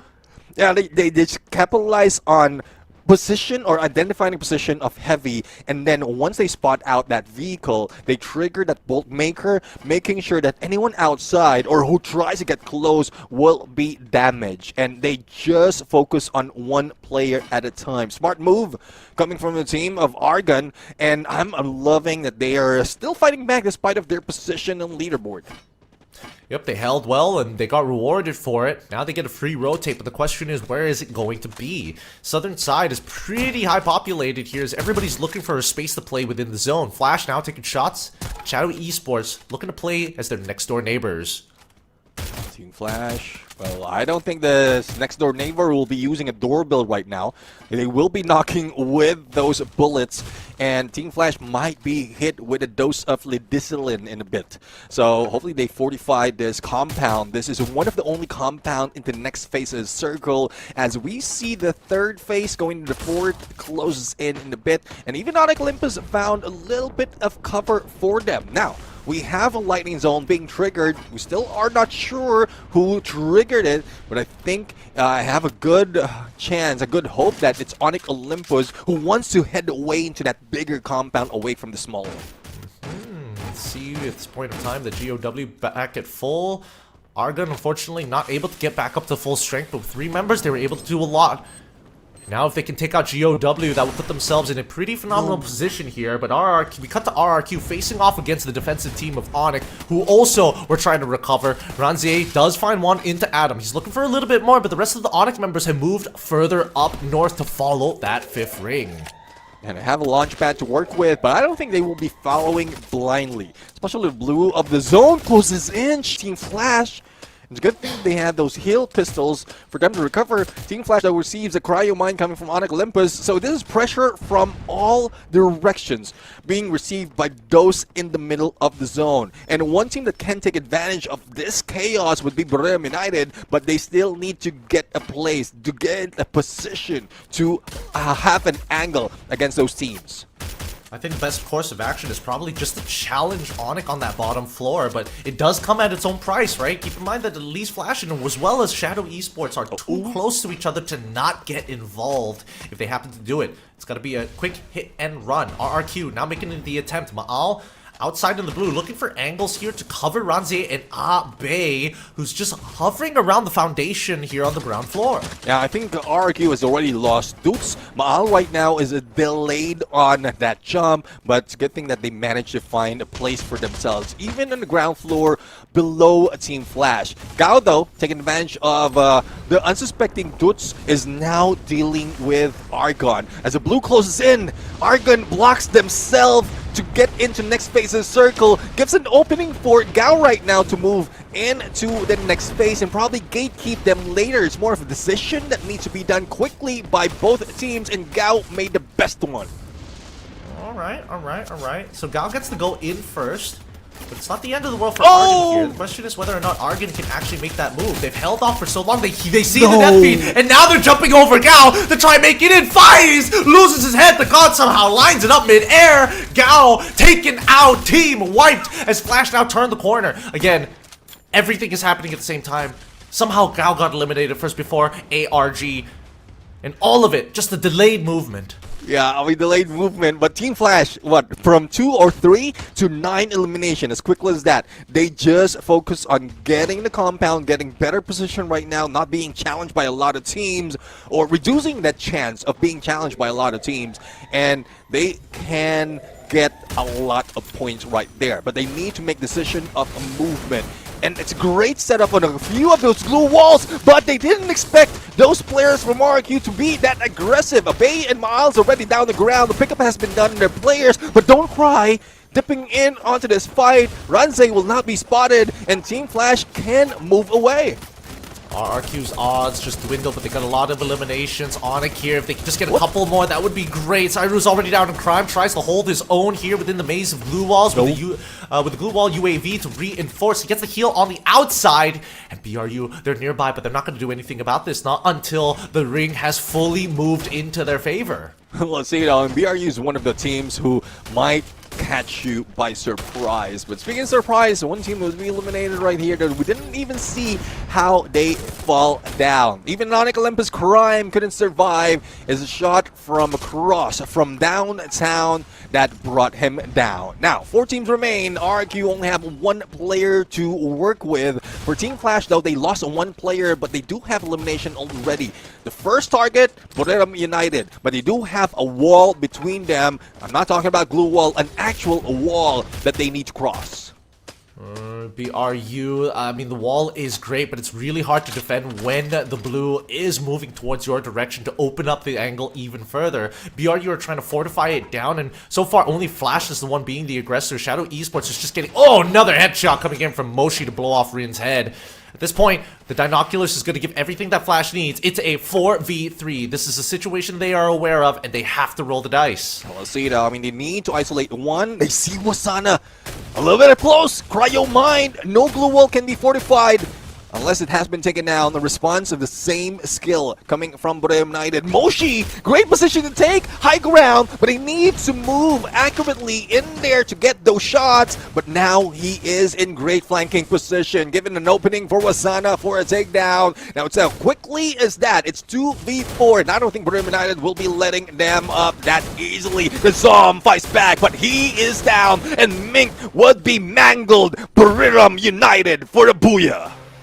Nice booyah coming out for Buriram United, the first one they get here today, and hopefully that changes their score to get them closer to that top 2, because again, this is a pretty difficult style, and honestly, those past few rings, because of their passiveness, did end up working in their favor. The ring pulled towards them. Yeah, I mean, I'm really loving that they managed to prioritize a position instead of aggression. That really worked for them. Just keep their distance. If you can get elimination from the distance, then that, so be it. And with that being said, I don't think they get more than 10 or more than 12 points in there, but a booyah is definitely needed. The only question, though, is how high have they brought themselves up, because a lot of points have been gathered by the other teams, especially for those above them. Yeah, I'm wondering where they are right now as well. I don't know whether they've gotten enough elimination points to kind of set themselves up to try for the overtake, or whether they've already done it. So we'll check in just a little bit, because a lot of the teams weren't able to call off with too many. The one team I am curious about how many eliminations is RRQ, because they took a lot down with them on their way out. Yeah, I mean, I just hope that we see more of that in that fight. RRQ is trying to do their best to catch up in the points right here, and like, it's just that they lost dudes a little bit too early in this fight, being taken advantage because of the position outside of the zone, and then Mahal tried to catch up, but even the position they have is not safe because of the number of teams surrounding them. So there's a lot of risk to be that is involved, especially if you're letting a few more of your opponents survive towards the 4th and 5th phase. 4th and 5th phase, that's the one to remember by now, because again, we've moved from like what the early game was supposed to look like to now we're more macro heavy. So 4 and 5, it does get a little tough. I will say that a lot of key moments do happen right at Circle 3. The most important rotations that come down, whether it's a make it or break it for a lot of these teams coming into the second half of the game. Because like take Heavy for an example, they made a mistake. Well, I wouldn't even say make a mistake. They just lost the fight on ring number 3, had to go out into the blue. You never saw them until later down the line.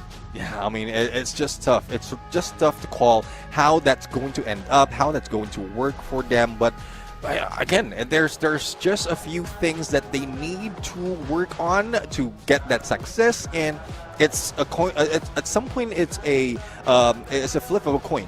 It's either you get lucky in there, in spite of how prepared you are, but hopefully they prioritize more on getting in a safer position, as well as finding information for the other opponents. Because if you get as much as what we've seen in most cases, opponents surrounding you, your odds are like dwindling to 0.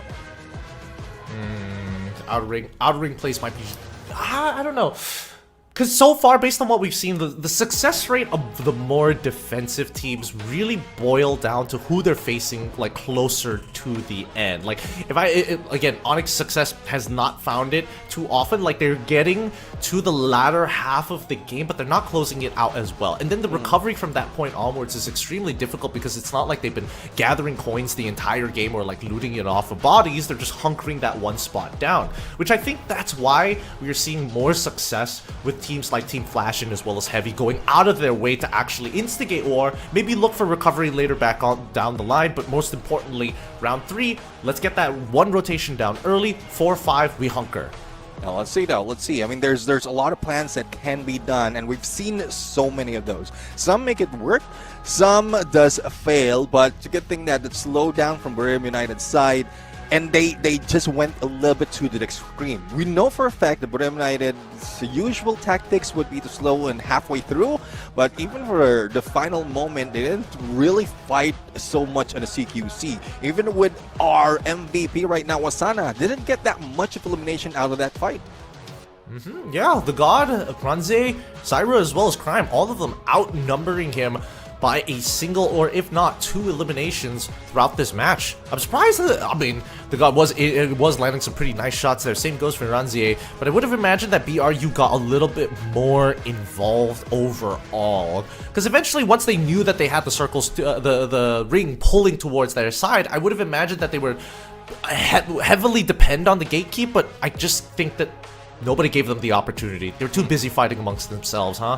Yeah, I do agree. But let's take a peek right now on team stats, or the skills that has been brought in by the team. Again, that trend of that Steffi being pulled in compared to what? A time turner or a chrono is just working for a lot of teams. Similar stats or similar stack of skills that we've seen from the past for, I think it's Gao that we've seen this in. And it does work. If it works, then why not use it?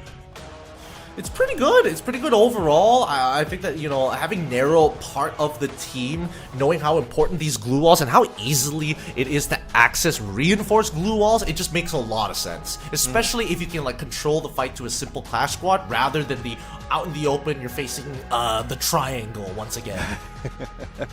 Well, I mean, it's tough. It's tough really to find good spot, a good position to take, but yeah, it's a good thing that they're working on that right now. But for the numbers, again, there's not so much of number to show for in this match, but it's a good thing that Borneo United still has more compared to those who have a lot of elimination, like Team Flash, Onyx Olympus,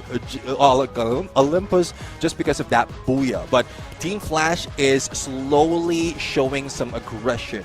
But is this enough? Is this the right timing to do so? I think they move up a lot of spot, but is this enough for them to catch up to Gao as well as RRQ? They might have to bank it on the very last game here. I'm not 100% sure whether they get close, because Team Flash is getting 21 points as well, and I know that they were also in contention with BRU.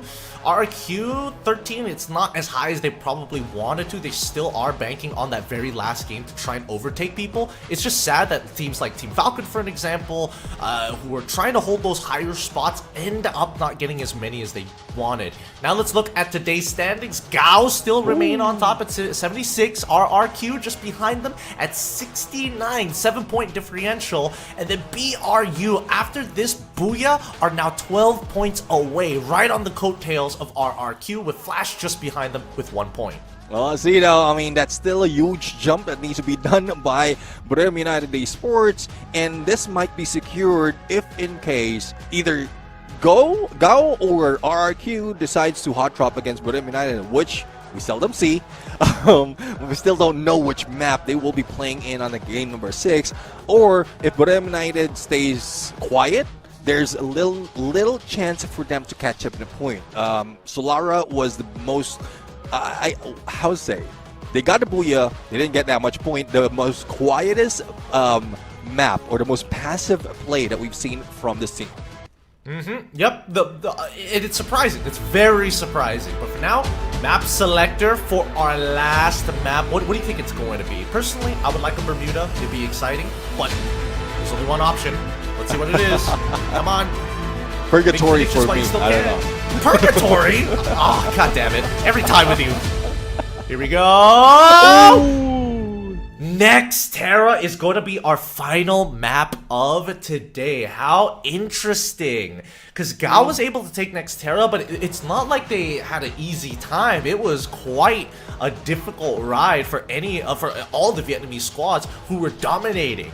Yeah, I mean, let's see though. I mean, Nextera, Gao Esports, they did manage to get a total of 23 points in there. Not so much of elimination, not the aggressive map from Gao, but that's where they got that back-to-back booyah. So I'm looking forward to Gao just taking it home right now, or bringing themselves home, because they went to work one day and then they're going home to watch the rest until the next phase of the competition. I'm loving that storyline. If they can pull it off, why not?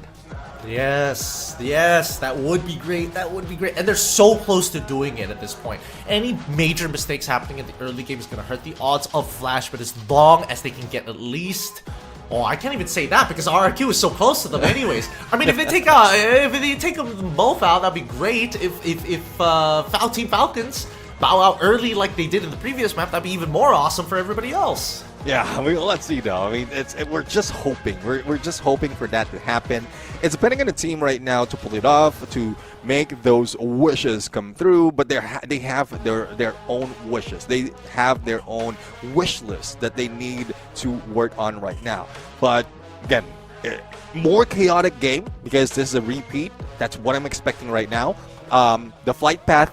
Well, we're talking about Nextera. You rarely see a skewed flight path in Nextera. The hot drops, though, that's where we saw most of that from the earlier game. So I don't think they would be pulling away just because of pride.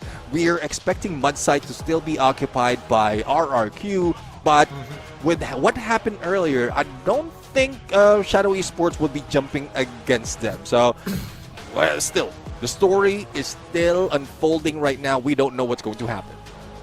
I'm pretty impressed with what Shadow Esports has been able to do here so far. Yeah. I think they've taken the right rotations from our RQ side, which is why they keep on bumping into each other. But I also think that they make some pretty good decisions, right? Yeah. Overall, they are pretty bloodthirsty, and they can steal a good number of eliminations from teams. So who knows? This could be anybody's game here. Let's roll the dice a little bit.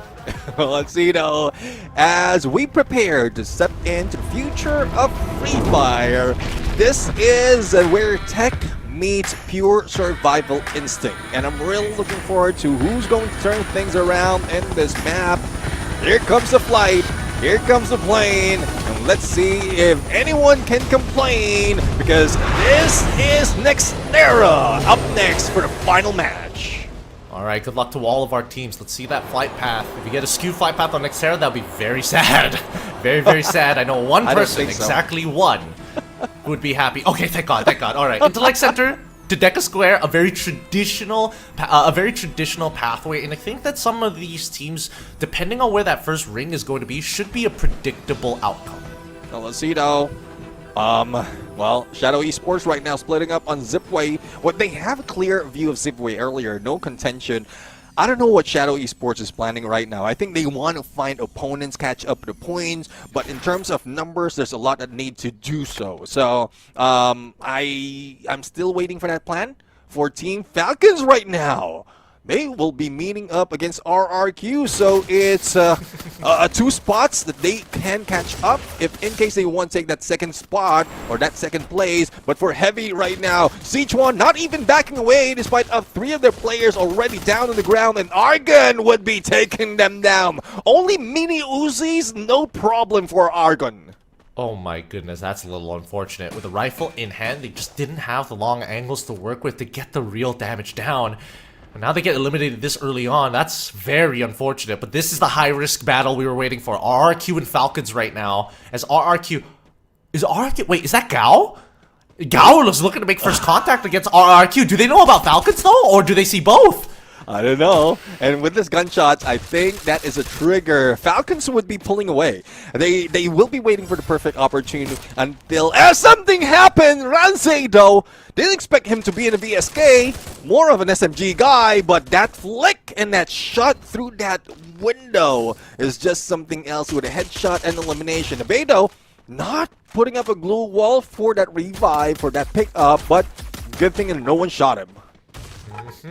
They still managed to recover from this. They do have a healing pistol here, but now Falcons, they're taking this very, very slow. They're minimizing the amount of presence as Gao walks away from this losing fight. The rest of Falcons is trying to see how much damage they do. They find one, and Kuroro is good for it. Gets the execution just in time. Good stuff as they trade 1 for 1. Let's see how well can they fight in this area. Team Falcons right now. Kuroro has been brought back, and On Fire doesn't have the weapon to go in up close and personal, especially against 2 players. So Team Falcons going aggressive without the weapons that they usually have, and RQ is the ones who already have more of a loot in this fight. Even up close and personal, Pina loses that with M590 against M590. So RQ given an opportunity to stack up in numbers.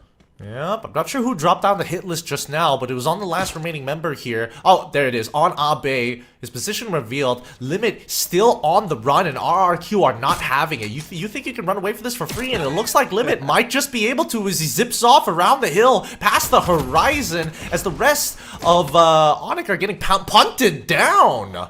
Oh, let's see now. RQ this time around, meaning that elimination feed. But a recovery, a revive has been done already. And let's see if they will be able to rotate away. And we know for a fact that they will be waiting just below on that bridge. They don't want to let go of elevation if they want to see more points similar to what we've seen earlier. Shadow Esports though, Rin, well, quick revive. How quick can your fingers be to bring back 2 teammates by just passing by a vending machine?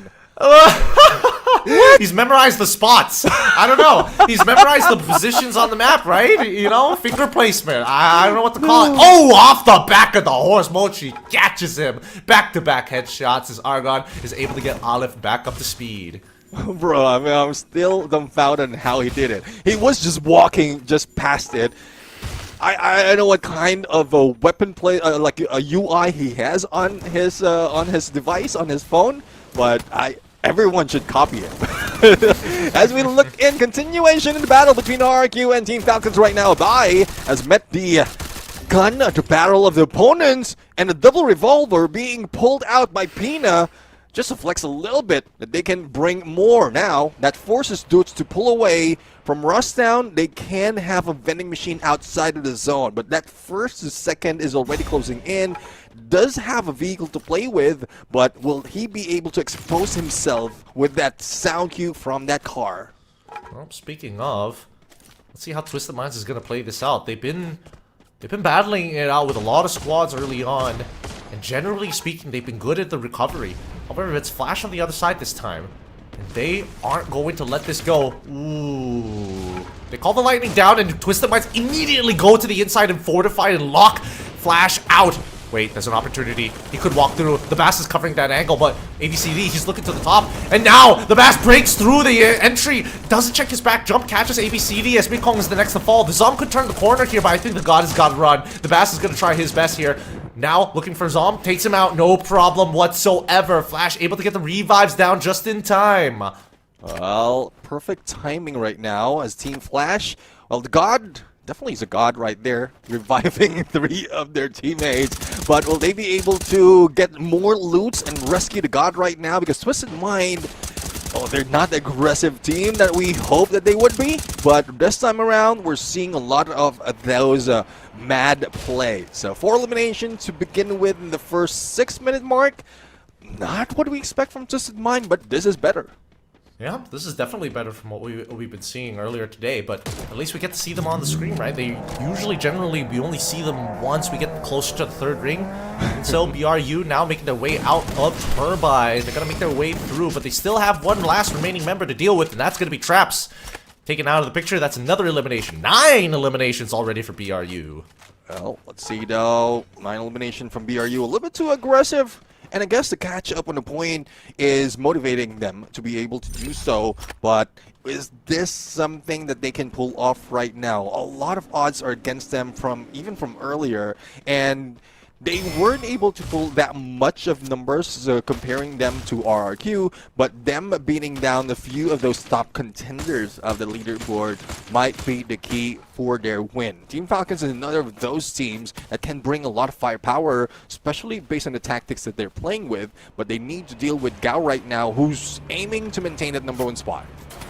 Oh, on fire, he wants it, and he gets onto the roof immediately of the Gao compound, now taking control of it, forcing Gao in an awkward spot where they have to make a decision, either take the forward camp or the back camp, and it looks like the Death still has his number. On fire quickly ducks down to keep his head out of line of sight as Goku and Demon both hold the underside. Pina now gets to catch up. Kiroro slowly creeping back, and you know what Limit's doing. He's looking for a head. Somebody just needs to peek out. Let's see though if anyone would be peeking out. Pina shoots a demon. He did pick out, but did pull up the glue wall. Goku right now with it, Steffi, as well as a quick movement. He managed to survive. And Pina right now will go for the pick-up prioritization of the teammates as well as the numbers that they have. But Goku is still putting pressure. Hiraro couldn't be picked up. And even Pina is receiving a lot of damage. Now Goku might be in trouble the moment that the recovery has been done. But Riptide Rhythm from out of nowhere. I think that's one player from Gao right now who's helping Goku out.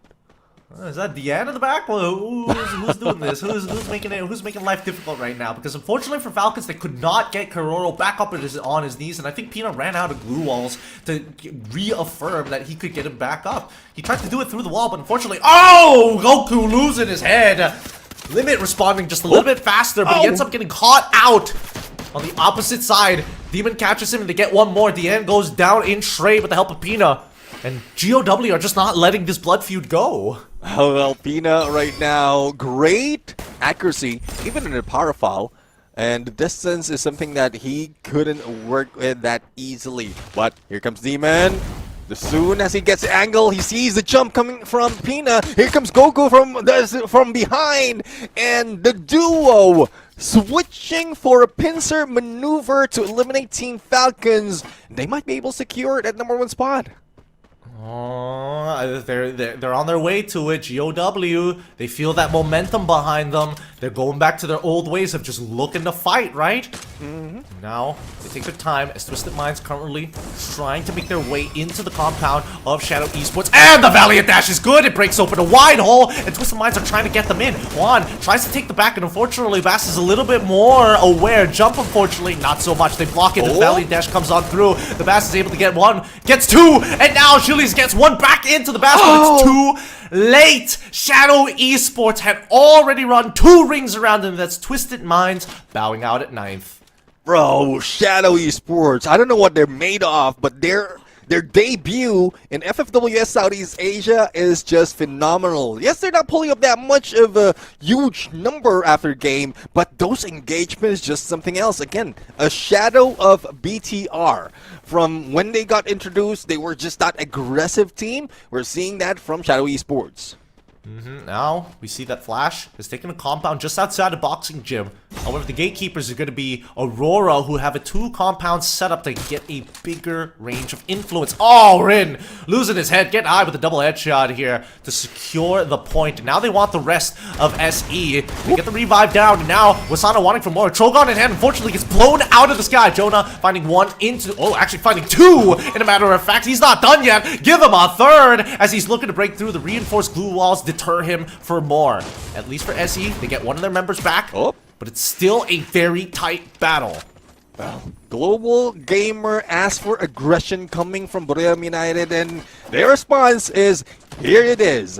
11-minute mark, 12 elimination, still has 8 teams to deal with, and I don't think they will be slowing down. They can easily get to that 30 if this continues, and for everyone who doesn't know, this is a team that has taken the most number of points out of the game. 35 is the highest record that we have in this competition.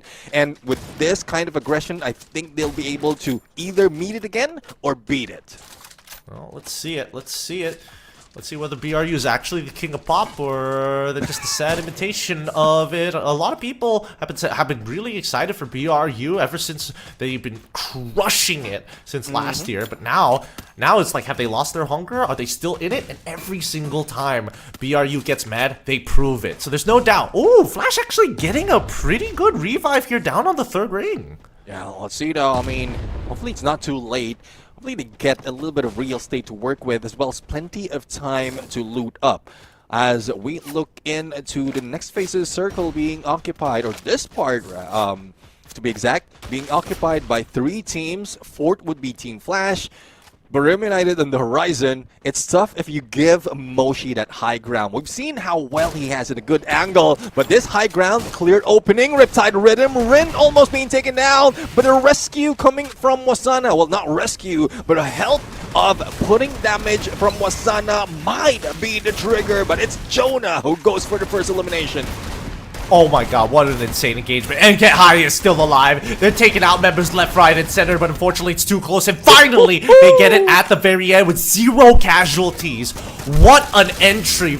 Oh my god, that was so insane from Wasana. He had half a second to decide, and now Flash, the next to get beamed out here is a good headshot, is going to send the last remaining member of Argon, as well as Flash out of the tourney here in 7th and 6th. Elosito, Gao still alive, and with 7 points, they are making good headway. RQ is still alive though, so the top 3 that we have on the leaderboard for today is still in play. WAG, I'm not quite sure how well they will be able to catch up, but hopefully they can deny at least one of the team who's trying to do so. Wasana is down on the ground, and as well as Jonah, the rest of the squad, Borem United is dwindling, is falling down like flies, but a quick revival being done by Moshi, but is more of the weapon that they need to look out for, other than the opponents who's shooting them down. Oh dear god, this is the worst team to possibly engage against BRU and find that triple kill. RRQ now widen the gap a little bit more, and with Jonah already falling down to his knees, it is not looking like BRU have accumulated enough points, assuming that RRQ find Booyah here. I mean, more points to be given to RRQ. It's thank you being said by RRQ to Brim United. Even Gao is dipping their fingers onto Brim United's disadvantage. So let's see on how well BRU can fight back outside the zone. I don't think that's smart for that final player. Moshi is just waiting for any opportunity to move in because Gao is guarding him hard. Wasana tries to survive, only sliver of health, but from downtown it's Zuez who managed to hit him with a car 98. Yeah, but right now it's a matter of just living. It's a matter of just living for as long as possible. They have enough eliminations to do whatever they want, and RRQ are also aware of that. If they see BRU getting eliminated first, they've guaranteed themselves enough points to try and get into second place. But WAG looking to try and take down the top dogs here in GOW, deny them an opportunity. Their passport in as Goku is the first to fall. Wangam finds Demon, and they get both in one fell swoop. A cryo mine, a well-placed cryo mine, turning the tides. Now, we don't know how many points Gao managed to pull off in there. Is that enough for them to keep afloat? The next contender would be RQ and BRU. BRU's chances are very slim with only Moshi in play. So either they end up on a number 1 or 2, they just they will be losing out on $250 if it gets turned around. Maaldo has been taken down, a little bit slow on that crawl, but the rest of the squad is waiting. Again, prioritization of a full squad towards the end is what they're doing. And it's important to do that. Oh, but they smell blood in the water. The Axel, Azrael, as well as Zeus from Aurora now take the bottom floor of where RRQ is. With WAG seeing that entire motion, they're looking for a different angle as they realize that they can spread out. BRU more than happy to just follow the blue. And now, the run. Oh, wait. This is great. RRQ just need to cover both sides and then they're good, right? But do they want to take the compound or no? Do they just want to play on the outside? I don't know. I mean, whatever they did right there was just smart. Aurora Gaming is trying to chase them out the window, and RRQ just shut it off. It's a complete shutdown. It's like being denied by your crush. And that's something that Aurora Gaming is not taking too lightly, but they need to deal with one player who's Moshi on their side. Even WAG is taking hits against Aurora Gaming. They might be the next team to be taken out after Brim United. I mean, Aurora, they got that pick, but WAG found that pick, and now Aurora's odds just went down from 80 to 0, now leaving the last 2 healthy squads alive. RRQ, this is their moment. WAG are currently at 11, probably 12 eliminations by now, so they have an opportunity, but it really depends on whether they get this booyah. Osido, M79 from Doots. God nades from God hands of Doots, and here comes a Bay! Again, the aggression is here. They're not keeping the distance anymore. No one's putting him on a slowdown, but T-Boy for the backstab, taking down Doots, and then a Bay. Wang M follows with a cryo mine, and RQ might be denied the Puya, and it's a 3-man scrum, especially if the pickup will be done. Maal right now tries to go in for a rescue, but no, he gets close and personal, and Maal doesn't have the weapon to do so. He's barricading himself in. Will he be able to clutch this or just play around? And there goes WAG for the booyah. Huge booyah for WAG, but is this enough points to qualify? I don't know. Those last couple of squads were already in the double digits, so it's tough to say whether they made it or not, considering the 14 to 7 point differential of the top 2. Really a loss on what's going to happen right now, but I'm loving it that they are showing up. I'm loving it that there's a lot of fight coming from the teams right here, even in the final moment. Even if you're not going to qualify, as long as you show up, that's a good motivation for the next day of play. And here you have it, WAG for that booyah. Huge booyah for WAG, able to find and still remain in it, making sure that at least stay number 1 as if it never happened. This is what it was always like the entire time. Well, let's see though, let's see. There's a lot of hoping right now coming from all sides of the region that we're in.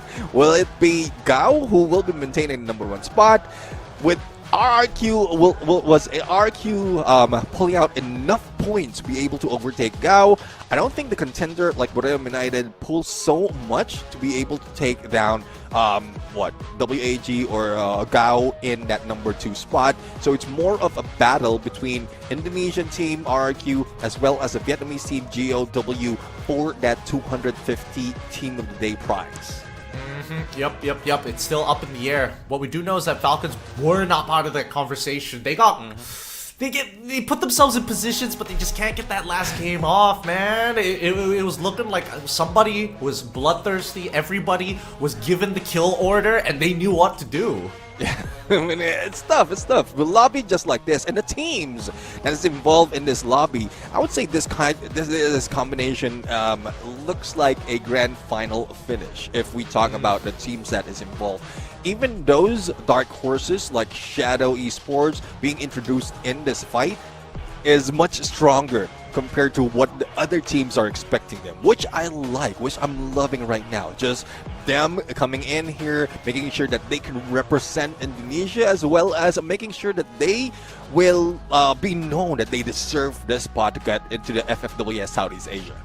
Yeah, another team with big shoutouts to Aurora. They started off the day decently strong, but again, a lot of these Malaysian teams tend to either taper off towards the end, or they get slightly stronger, meet their peak towards maps 5 and, you know, I'll be generous, 5 and 6. 5 and 6 is usually, because even Argon were winning out against some household names in that Clash Squad moments. It's just that we're not seeing it transform into booyahs. Yeah, I mean, for some of the teams, for a lot of teams, I would say, especially in the bottom half, they need to be consistent in a 10 plus points for each match to be able to move up and make sure they will be staying afloat in the good fight for the top 2.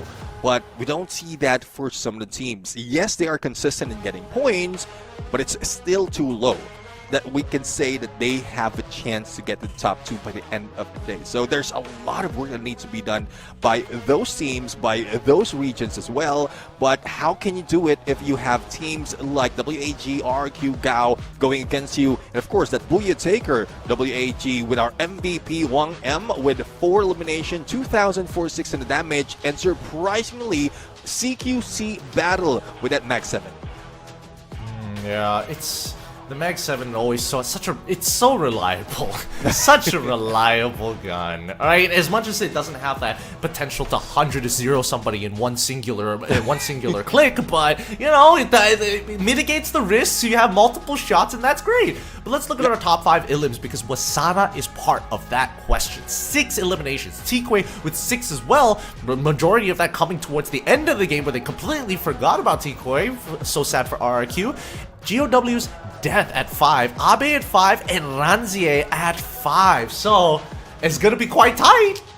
It is tight, because coming from 2 players with 10 elimination already, I am really looking forward to how well RQ brought into numbers. But again, let's focus on the Booyah Takers in this game. We have the usual build, and this is what I'm talking about. When I say usual, this is weeks before, wherein you don't have the Steffi, but you have that Chrono for the Time Turner, and that is what the support mostly wear. And you have that aggressive Valiant Dash with Oscar coming from Tikui, that support play that can be used for a combination of either the long range or the CQC, or even a mid-range with a Nero from Wang M, and that PLS1 Skylar Riptide Rhythm for the sniper. So standard build, we're seeing that they just want to survive longer. Recovery can be done, but there's a little bit of taste of aggression.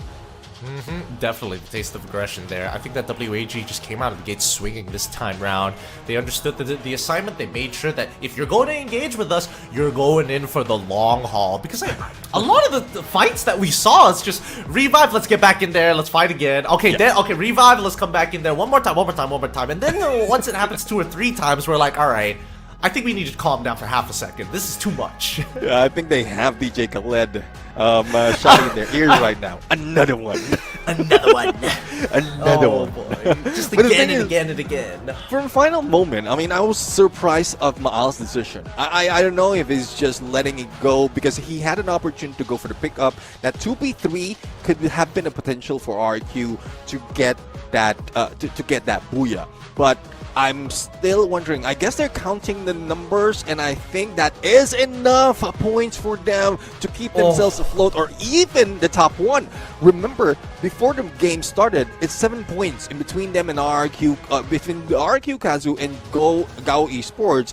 But now it's more than that. So I guess RRQ, with the numbers itself, will be taking that #1 spot. But again, we're not letting go of the hope that Gao Esports will be proceeding into the next stage as well. I don't know. That's 29 to 15 points here. It was a 14-point differential, if I remember correctly. If not, I could be wrong. But let's look at today's standing. There you have it. They just make it. RRQ at 93. Gao at 91. They played a good game today to qualify for the playoffs. Yeah, I mean, they played it well. It's just unfortunate they lost 250. Run. But it's RQ who's bringing it home right now. Let me take a look at my list right here. And RRQ, this is their second time being the team of the day. So that's $500 for the team extra, as well as an opportunity to get into the grand finals. Or point rush first and then the grand finals. But RQ, anyone would be taking that. Yeah, what a day they have had, from having some pretty abysmal finishes to go absolutely wrecking a lobby back one after the other. It's surprising that they got to this point in such an explosive fashion. They needed to make the kingdom really sit at the edge of their seats. Yeah, definitely, bro. I got reminded. They started the 2 games with only 1 point, and they ended up as a team of the day, as #1 spot. What a phenomenal move! And they're part of the list heading into the grand finals. 4 down already. 8 teams to go. Now, we only have 1 more day to fill up 2 more slots, and those are the easy slots out of the way.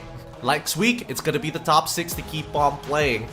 Oh, but dear Lord, this has been such an awesome time here. I don't know who's going to be next to join them tomorrow. I don't know. Hopefully, those who try their best on day #1 will try their best to catch up, because Aurora Gaming is one of those teams who did well from yesterday. Denied, and now I think they are, I don't know, they're down in the slumps right now. Bottom of the leaderboard for today. We are not expecting that from Aurora Gaming. We were thinking that being denied, they will be moving up. But let's head over to interview right now, bringing it to the Kingdom of Indonesia, as well as RRQ for the interview. And hopefully we see Conchita Caroline once again. So let's head over.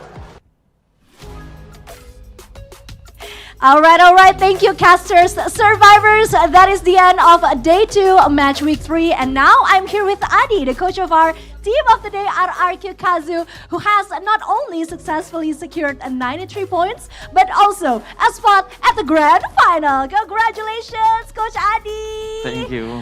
I am so happy to be able to interview you right here, right now. So let's get straight into the first question. Seeing how you were obviously targeted in the last drop zone, is there anything you'd like to say to your opponents? Is there any comments? Kalau ngelihat tadi kan sebenarnya di map terakhir di drop zone tuh kalian bener-bener ditabrakin sama hampir semua tim-tim Thailand ya. Ada tanggapan, ada komentar yang mau disampaikan nggak?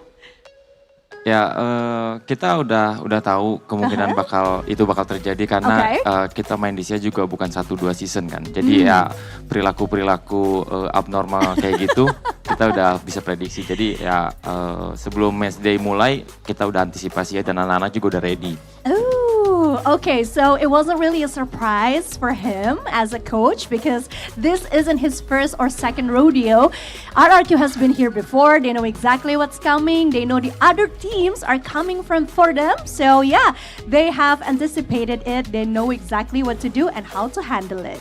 All right, the second question. You chose to give Franz a chance to play on the first week for the sake of giving him the much needed time and experience. Now, seeing him back on the lineup today, what was exactly the plan? One, do you agree that he was RRQ's saving grace after the surprisingly disastrous end of Game 2? Kita kan sempat ngobrol di pekan yang pertama ya, bahwa memang Coach Adi memberikan jam terbang untuk Rans bermain, dan sekarang kita lihat dia akhirnya balik lagi bermain setelah secara mengejutkan tadi di 2 game awal sempat ya dapat hasil yang kurang baik lah buat RRQ. Setuju nggak kalau dibilang Rans kini justru menjadi penyelamat, dan apa proyeksinya saat menurunkan Rans?